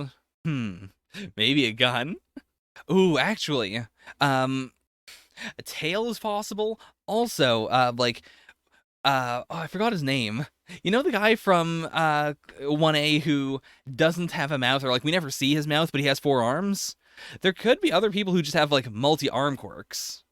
Like, even if Chisaki has lost 2 arms, if he gets a quirk that gives him 4 arms, he should still have 2 arms left. Like, he could just grow 2 more arms, right? I feel like that would work. Because also, like, this, like, the way they're treating Chisaki feels so, like, off the cuff. It feels so like, yeah, he doesn't have arms, he's not doing anything, he's obsessed with, with the boss, but he can't really do anything, he's just around. It would make much more sense if All For One also slipped him a quick quirk. And if the reason why he's not using it is because, he's kind of got some stuff going on, like he would still need to be in the right mental space before he would use it, or he would have to be in the right mental space before he even realized that he got a second quirk. I don't think we've seen that. We know in terms of like Aizawa, like he can't negate an appearance quirk, but he can like disable a part of the body that is created via the existence of a quirk. Like if Aizawa fights Jiro, he can't make Jiro's tail disappear, but if he looks at him, he does cause Jiro's tail to stop working. So if we if you were to remove someone's appearance quirk, it shouldn't cause them to to make their arms go away. It shouldn't like remove their tail. It should just stop them from being able to use that part of their body. Which conversely would also imply that if you were to like take Jiro's like tail ability, and like if you were to take his tail quirk and stick it to someone else, you wouldn't be giving them a tail, you would be giving them the ability to use a tail. I mean, it could. Like there's tons of quirks that are just straight up lethal. Like you can just kill someone with them. I assume, part of Aizawa's training is learning how not to do that. Okay, come on, 4chan, don't let me down. Got the limb joke. I haven't seen Invincible, but I know this meme format. I'm always up with the meme formats. Got the big eat this. Or I guess not the eat this, just the oh no, I accidentally ate this. Oh, and you got Shark Fox Girl. I mean, she reminds me the most of like a Sergal. Like, she's not quite as angular, but I feel a big deja vu. This cannot be the first time I have looked up Sergals on stream, right? I must have done this before, but like she gives me big Sergal energy in that like she's got the shark like look, but then she's also got the ears, but like she doesn't have these ears. She doesn't have like pointy ears. Her ears are more they poof up more. They're more like fox ears. But yeah, I get big like Sergal with fox ears energy from her. I didn't even realize this was going to be them commenting on her. I really thought that the joke for this, the joke for this recap was just going to be an image of her in the middle of it with no other context. Man, my hero, good. Yeah, this artist is exploding with power. And I am actually glad that these some of these are singular chapters, some of them are multi-chapter ones. Like I appreciate anyone who is willing to say this is a thing I do for like each chapter of something, but I'm willing to hold off because I don't have enough jokes for one of these. Like I'm not going to force myself to do it, because that also means that they had more time to draw, they had more time to clean things up if they felt like it. Man, like this person is getting to the point where they could probably do a My Hero spinoff. So cool. So that's My Hero Academia. Close all tabs to the right. Close all tabs to the right again. I don't know how Deku's getting out of this one. Because she's serious, she's willing to kill, she has an ideological reason why she would do this, and now in addition to being able to snipe, she can fly, or she can airwalk. Like, even if Deku can float, like, that's a liability more than an asset. Like, he has more control, by using Black Whip to whip around. Whereas she can just go straight up into the air and snipe down, and Deku can't do anything about it. I mean, maybe not straight up. I feel like she probably can't, just because of the way she has learned how to snipe. I doubt she has learned how to snipe at her feet. So, getting right below her could be an option. Like, get right below, make sure, keep on moving so you're staying below her so she can't, get some distance and, get a better position, and then, punch straight up. There's also the second and third quirks. Very much possible. But, within the quirks that he has right now, I feel like he could probably pull it off. Just throw a rock straight up, hit her in the butt, give her the big owie, make her fall down. I would really like that. I feel like the tiering list is really Nomu, then people like this. Someone who is already extremely skilled and then is given a second or a third quirk. And then on top of that, you have the high ends. The high ends are indisputably horrifying because they've got, they're all super strong. They've got the regeneration. They've got just, a list of good abilities, and then they have whatever special thing they can do. Yeah. Also, it's very late at night. I wonder if Deku can... we know he can make a lot of Black Whip. I wonder if he can, just mummify himself with Black Whip in order to, make his whole body look in order to completely conceal himself in dark. But yeah, like, having it be an actual human being who has, like, skill and training and who has, like, killed in a non-animalistic way, like, that accounts for a lot. And I think that would also make the series feel even more superhero-y. Because, like, this is also a situation where Deku will have to once again wonder, like, can I get away with not killing her? Or is this a situation where I have to kill her? And if I do have to kill her, like, do I? Or do I run away? Like, we could start to build up a cast, like a rogues gallery. There's so much potential. There's so much stuff here that I did not think my hero was going to do, and it's finally happening, and every single week it surprises and excites me. Man, Horikoshi, you have been knocking it out of the park. I just wish Horikoshi would post in the Hands channel on the server. I made it for him. It's his channel. He has never posted. He hasn't even joined the server. I know he's watching these. Despite how good this was, I mean, I don't think it was on the same level as Dr. Stone or Undead Unluck. Was it as good as Nine Dragons? Because, like, I like her a lot as a person, but she's also, like, this was basically just a let's hype up Lady Nagant's chapter, which is fine. But she wasn't that hype for the amount of pages we were given. Whereas, like, Nine Dragons it felt to me a lot bigger. It felt like a lot more happened, and it was more heart-pumping, it was more exciting. Like, I have to give it the edge. I think this was better than Sakamoto Days. Sakamoto Days was also good, very emotional, focused a lot on a character that I like quite a bit, and a new character that, whose existence and whose backstory makes me like one of the main characters a lot more. But I'll give my hero the edge here. Like, this also excites me quite a bit. The fact that we're getting back into a point where I am reading series and I have to actually think about what goes where. Like, it's been a couple of months, I feel like, since the rankings have felt genuinely, shaken up. Like, new series have been the main shake-up factor, but a lot of other series have just been like, yeah, here's the good boys, like, here's the, your Dr. Stones and your My Heroes and your Undead Unlucks, and then here is everything else. And then at the very bottom, you've got, like, Black Clover. I'm not dropping it. I'm keeping on reading Undead Unluck. It's so good. I have to remember, just because I like it does not mean I need to cancel it. Chainsaw Man 2 is going to... I'm actually excited because I feel like Chainsaw Man 2 also probably isn't going to be as explosive. Like, Chainsaw Man is the kind of series that was very good from the start, but it also, like, built on itself and it revved up. I feel like part 2 is going to start off a little calmer, and it'll kind of be all over the place in my rankings, and then I'll have a bit of a breather. I'll maybe forget how much I liked Chainsaw Man, and then it'll get back into the swing of things, and it'll start dominating again. I mean, this is the eternal struggle. As a fan, as someone who likes reading content weekly, I would like Chainsaw Man Part 2 to be weekly. But as someone who likes mangaka, I don't want it to be weekly. Like, I would like it if we got longer chapters, but they were, like, every other week. Like, I would like Fujimoto to have the ability to live and enjoy his life as a human being. And, like, maybe go out, have a bite to eat, pay his bills, use the bathroom... all that kind of stuff. All the stuff that I don't think, like, Oda does, ever. Even having 1 week off every month, I don't know if Oda uses the bathroom. Like, I just want Fujimoto to be treated well. But at the same time, I want him to go back to the manga mines and mine more of Chainsaw Man for me. Okay, with that, we gotta move on to... Wait, Yes, I did do the ranking. Gotta check every time. Next, we have Me and Roboco, Chapter 41. Me and Roboco, Chapter 41. Every time. It's getting more consistently Roberto as of right now. Okay, mystery circles.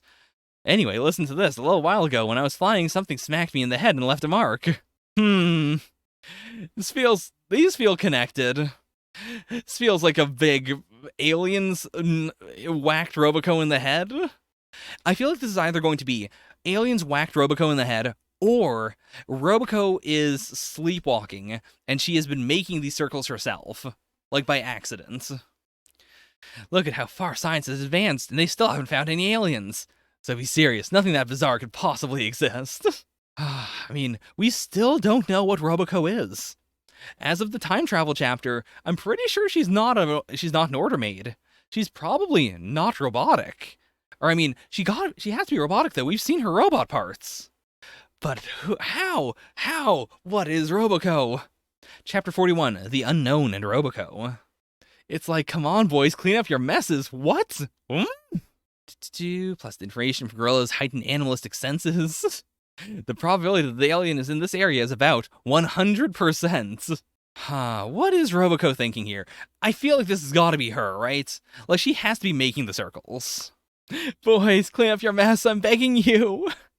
It means I don't believe in aliens, but I still want to come with you guys. What is this joke?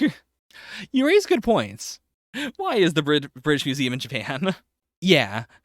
I mean, why is the Bermuda Triangle in Japan as well? Okay, time to head out to the hills for an encounter with the unknown. Classic. What is this? Is that like a needle? Okay, no, that is supposed to be like a laser rifle. Roboco, what are you doing? Oh boy, here we go. What is this joke? Oh no, he got Yamcha'd. If I didn't have a jump tucked into my shorts, I'd have been goner. Wait, what? Wait, what? How did the jump in the crotch of his shorts protect him from the laser beam? I mean, I guess the joke is, it didn't. I guess he just took it with his back. This could be a jump reference, a JoJo reference. Damn that alien. Okay, so that's what we're doing here. Like, if we see aliens, they're going to be pissed at them because they, shot Gorilla. If there are no aliens, then she's probably going to try and create the hoax of there being aliens. Wow, Roboco's so angry about me getting zapped. Okay, those are the aliens. I mean, I also really thought we were going to get the old school, tentacle aliens. But these are super old school in their own way. Like, super old school and also very distinctive. Like, I could see these guys popping up in the background of other chapters and it being, very obvious. Like, oh yeah, those are the aliens. Okay, they already know about the gun. Like, they already know not just that they lost it, but that one of them picked up the gun.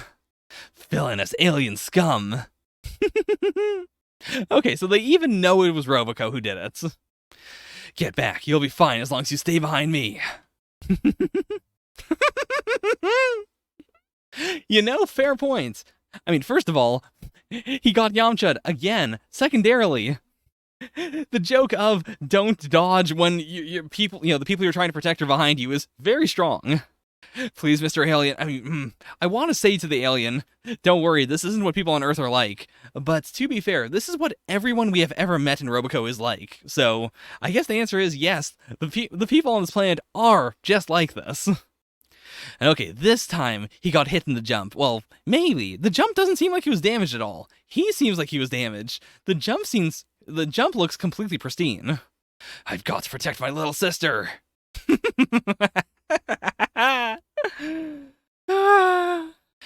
What a tactic. Oh, did she just drop it? Roboco shot first. Print the shirts. Make it happen. Oh no. I'm sure no one on YouTube recognizes this. This is, of course, the terminology section from our podcast, from Zaku and I's podcast, We Watch 100 Isekai. It is open to the public. Both the podcast is on a public feed, and also we have the list of isekai we're doing and the rankings and all that out there. But every time I don't expect that anyone on the server has actually read any of this. Anyways, I should probably explain. So, this is the terminology that we use. Words refers to setting specific terminology. So, in Dragon Ball, for instance, terms like, ki or Saiyans or hyperbolic time chamber, those are all words. But generally, we use it to refer to, when you start a series and in chapter 1 or episode 1, they immediately start saying, we are in this city, and a giant wall was erected by Border. And they are a group that protects us from the neighbors. And they do this with the power of their... I already forgot what those are called in World Trigger. The world of origin is, of course, the vanilla world. Vanilla world is, of course, world of origin. Both of these mean the place where the isekai character came from. I try not to say Japan, even if it is 99% supposed to just be your Japan, because sometimes it's not. Like something like Overlord, for instance, where the main character comes from Japan, but then when you learn about what his world is like, and it's like, okay, this is not just a stand-in for our worlds. Like, it is actually a setting of its own. Just saying, like, vanilla world or world of origin makes it clear that what we're saying is just the place this person came from, as opposed to literally our Japan. Like, it means that we have to assume less. Anyways, I'm sure we have way more terminology. Zaku, if you remember any other terminology we have come up with, feel free to add it to the explanation terminology part of the sheets so we can explain what the heck we're talking about. If anyone listens to the podcast, someone out there, please, if anyone listens to the podcast and we say stuff and you don't understand what we're saying, please let us know. Anyways, that has been the We Watch 100 Isekai shilling part of the episode. I have not yet finished this chapter of me and Roboco. Let me just do that real quick. Man. Okay, in the same way that I say every blue box reaction, you cannot make an entire series out of just drawing Chinatsu-senpai, the female lead of Blue Box, and just have that be the concept of the series, that we're just going to do the manga, and then every once in a while we draw her, and then you read the manga because we drew her. Like, in the same way, you cannot make a comedy series where the punchline every time is just Shonen Jump. You can't keep getting away with this. Now, the question is, like, I'm hoping we get the audience of people who just watch 100 first episodes of 100 different isekai, or the people who are completely bonkers and listen to review/recap podcasts without actually watching the thing that is being recapped or reviewed. But also, we really tried to get those first-time viewers. Like, the idea is that we're going to cover so many series that eventually, like, if you look up Sword Art Online podcast, or Overlord podcast, or, Dr. Stone podcast, maybe, if we ever stoop so low as to do Dr. Stone, like, you will get our podcast at some point, and if you're really starved for content, you might listen to our episode. The problem with that, of course, is that is relying on a lot of first-time only viewers. It's a lot of, like, we hope this episode will do really well with 100 people once, as opposed to 100 people over and over again. Also, the fact that almost every episode we talk about how this is a struggle probably doesn't help. It probably doesn't invite people to come on and go like, oh, I'm gonna be a part of this journey. Okay. And so we are, in fact, going to tie it all together right here, right now. It was Roboco. Roboco did smack into the aliens. And we ended with Roboco on her knees, using her lasers to power an alien ship for a full day. I'm always going to enjoy this exact pose. Like, the thing I like about Roboco's laser beams is that it takes her so much effort to use them. She's always sweating, and she's got the big shadow over her face, and she is suffering, and she doesn't like it, and she's screaming. Ah, yeah. And then, of course, we had the Spopovich panties. We had the double Yamcha. This is pretty Dragon Ball heavy, yeah. I mean, even the aliens feel very Toriyama-esque. Like, I don't think we've actually seen aliens in Dragon Ball that look like this. But the way that their visors are shaded reminds me a lot of anytime Toriyama draws a circular piece of glass, like on a Frieza shuttle or anything. Like, he has an affinity for, I mean, just a circular / curved things in general. Like, whether it's a settlement or a spaceship or, like, all that sort of stuff. But also, like, I don't know, he has a very round energy to a lot of what he does.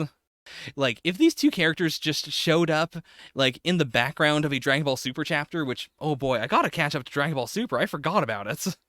But if I saw them in the background, wouldn't think twice about it. Would absolutely think of them as just being a kind of meh Toriyama design. Like, in a non-Toriyama series, they stand out more. But in a Toriyama series, this would be very, like, you just phoned this one in, didn't you? Yeah, Boruto. Boruto's been a hot minute, and it's a monthly series. Like, the reason I didn't really want to keep up with Boruto was that it didn't feel like anything was really happening. Or, like, when things were happening, they took so long. It felt like a monthly series with the pace of a weekly series.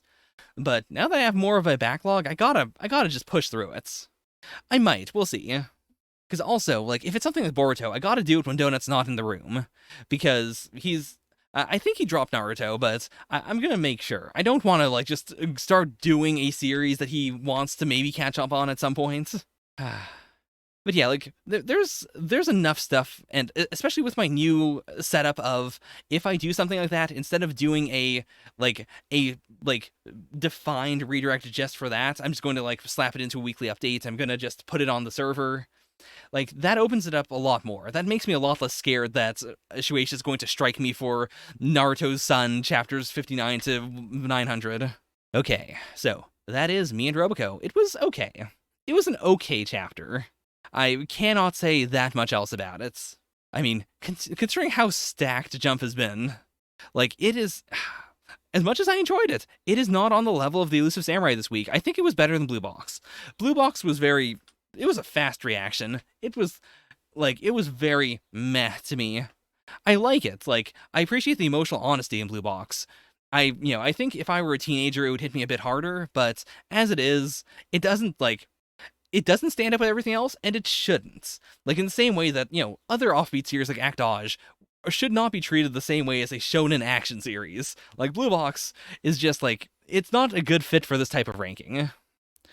Like, I'll give it a little bit longer because I want to, it's okay, and it's a fast read, but it's probably gonna disappear the next time a new series comes in. It feels like it should have just gone to Jump Plus. Like, just in terms of being on something with less competition. I'm surprised it got into Weekly Shonen Jump by itself. Yeah, you're right.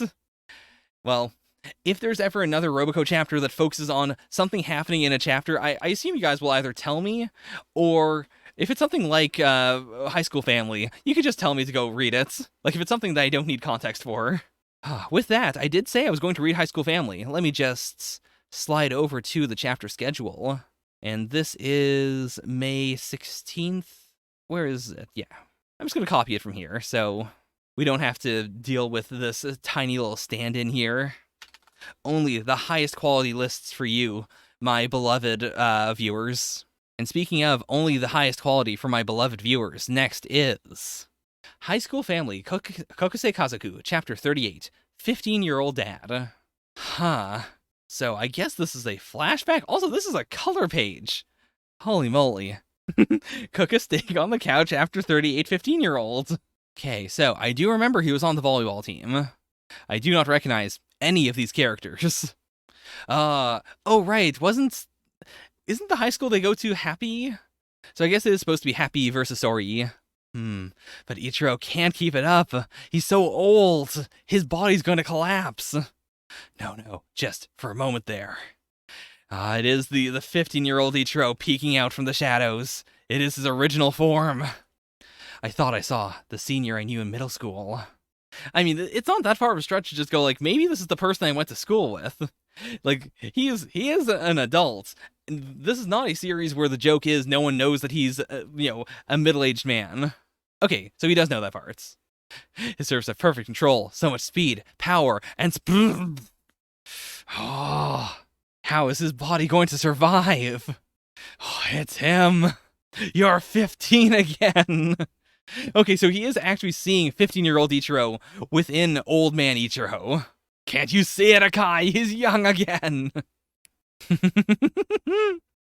He immediately pulled out the big senpai energy of knock it off. And at the very end, he does see him as being 15 again.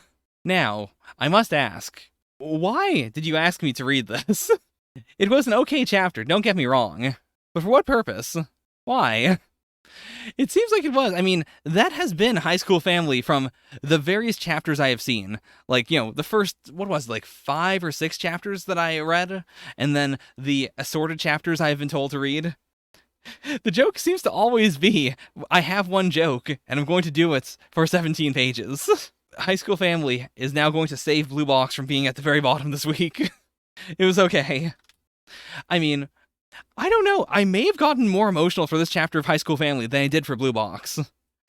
I don't think it can save Blue Box. I feel like Blue Box has to go below High School Family. Like, it was one joke, but it was a cool joke. Gonna just drop it again. Every time I pick it up, I drop it once more. Homie, explain yourself. This is why I don't give Homie any time to do his bizarre rankings on the channel. Okay. We are moving on to author comments. Homie. Now, I mean, to be fair, when Pep said there was like one thing he would have shown me, I can't even envision what the one thing would have been. I mean, was it just the cover? Like, it could have been the color page, I guess. It could have been one of the shots. I mean, I guess maybe Ichiro is a 15-year-old at the very end? I don't know. What could it have been? This chapter reveals the truth between Senku's past comments from early in the series about making nitric acid from poop and shells. Gonna load this first. Yeah, okay, you know what? This was worth it. That is a good joke. I did genuinely find that funny. And then I do remember this actually. It's possible in theory to make it from poop and seashells, but we need a ton of both and even more time. That's such a cool callback. Seriously, like I'm always weak for callbacks. Like, I have the problem of I don't like super duper, like, tons and tons of characters, super long series, but I do like long series. Like, I like series where there's enough time to do callbacks, enough time to really make that continuity matter. But it takes, it takes a certain type of series to also hook me for that long. And I'm really happy that Dr. Stone is that series. This is the first center color page for High School Family. Thank you for your support. I was going to say, did I say that at the start? I remember being surprised that High School Family had a color page. I don't think I said it, but I was surprised that High School Family has ever gotten a color page. And again, it's not necessarily a bad series. It just doesn't, like, jive with my personal comedic sense. But also, it feels very, like, the fact that we get, like, double chapters every once in a while makes me feel sometimes like High School Family is just kind of there to fill out pages. Like, it's that plus the art style. Like, sometimes, like, you get a really good gag that makes use of the art style, but sometimes I'm reading a chapter of High School Family, and it feels like a lot of the pages are just filler. There's some good emotion to it, but I can't shake the feeling when I read High School Family of it feeling like it's just packing material, so you can separate the other pages of Jump, as if, like, if Undead Unluck and One Piece were to physically be in the same, if they were to be touching pages, Jump would be set on fire. And so they need to pack Jump full of ads and full of other series in order to, like, create more distance between them. Oh yeah, you're right. That was literally the reason why what was it called again? Yeah, the samurai manga, the one that had the very, like, ukiyo-e look to it. Yeah, you're right. Oh no, sorry. This is a plug for Captain Yajima. Zaku recently introduced me to Worthy Kids, which is a cool channel. Every time I play roulette with all of my many tabs. So far, nothing dangerous has shown up. So far, I have not just shown my banking information on stream. I made the mistake of getting sick during my break. I'll try to shape up. Oh no. I mean, that is the problem with the manga grind. If you do calm down for a moment and then you get the big Japanese cold, you don't have any time to recover, because then you gotta go back into the grinder. Nah. I mean, I have tab groups. I can just do this, and that allows me to control the situation a bit better. The main problem is just me moving my mouse around at random and then clicking my mouse like a madman. Like, as long as I keep on doing that, there's always going to be the danger of me, if not even clicking a tab, clicking, like, one of these. And none of these are, like, incriminating or anything. It's just, it would be weird. It would be weird if you're watching a manga reaction and then I click on Knife Angel Sculpture. What was this even? Knife Angel Sculpture made out of 100,000 knives. I could do that. Let me do that right now, actually. Just gonna drop down to 100 DPI, because I don't need big DPI right now. Oda wants to go to that Gyomu superstore and buy and eat the giant jelly. Horikoshi learned that you can bend bullets from the movie Wanted. Horikoshi, no! No, that is not. Oh no! This has weirdly, like, a Boichi energy to it. Like, I would not be surprised if we, like, it wouldn't be in Dr. Stone itself. It would be in, like, one of the Dr. Stone spin-offs. Like, if we got Chalk Quest, I feel like Chalk Quest would include someone bending bullets by waving the gun really fast. Just gonna skip some of the ones that mean nothing to me. Yusei Matsui with a model train in his living room is actually very cute. I could see that. Like, Horikoshi has a good eye for rule of cool. Like, without it just being complete nonsense. He has a good eye for, like, something that feels like it would be a really good splash page or a really strong moment, and then he, like, manages to make that moment happen. And I always appreciate that in manga. Like, that's also a big part of Dr. Stone. Like, a lot of the roadmaps feel like we are aiming for not just an invention, but a certain moment that can only exist as a result of this invention. And when that moment is special, it really hits. Whereas if it's just like, we made a car and now we're driving a car, it's not that cool. Oh no. Shinohara, take care of yourself. Cast some magic on that elbow to fix it in exchange for making it bend backwards. That feels like a very, yeah, that feels very witch-watchy. I'm totally out of shape, so I bought a jump rope. I hope to use it someday. It feels like everyone in Jump is going to die before their series gets cancelled. I'm so scared for the mangaka. What is happening? Treat the mangaka better. Mangaka, treat yourself better. Horikoshi, treat yourself better. I want to keep on reading Jump.